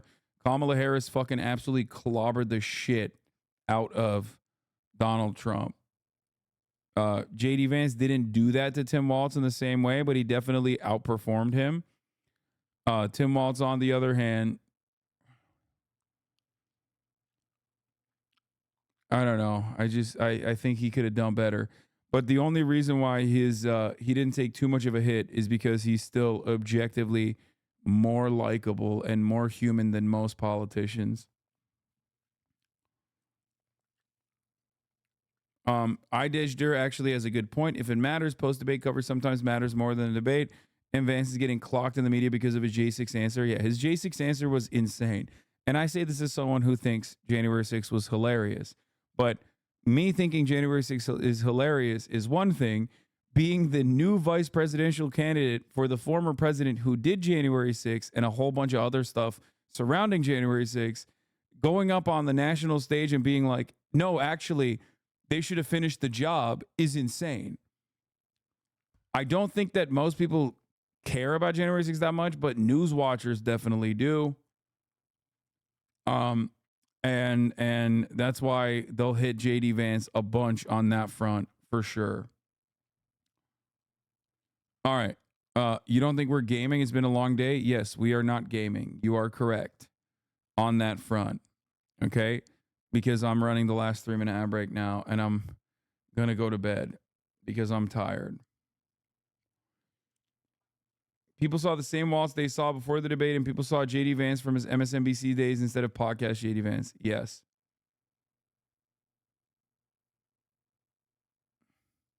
Your mislip shows your bias towards wanting Republicans to win for being so anti-Kamala.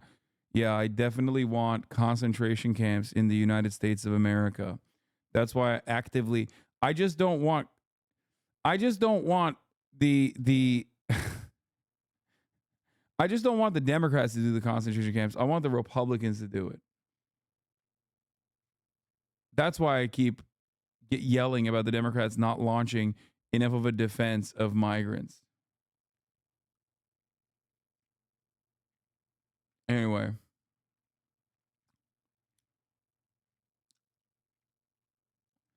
You think there will be any sound bites of real consequence? Republicans will make fun of the I befriended school shooters line, which was pretty funny. But other than that, I can't really think about it right now. I have to keep thinking, and I will be putting some more thought into this. And I will offer you, of course, massive amounts of coverage tomorrow. And hopefully we'll be able to look at even some more debate reactions, which is my favorite, honestly. God, I love the American population. I do hate American politics sometimes. Tonight was one of those times, okay? It was not good. It was not good. It was bad. It was objectively bad. Stunning lo-fi introduction, starting off the day. But all the chatters love you guys. By the way, while this was happening, of course.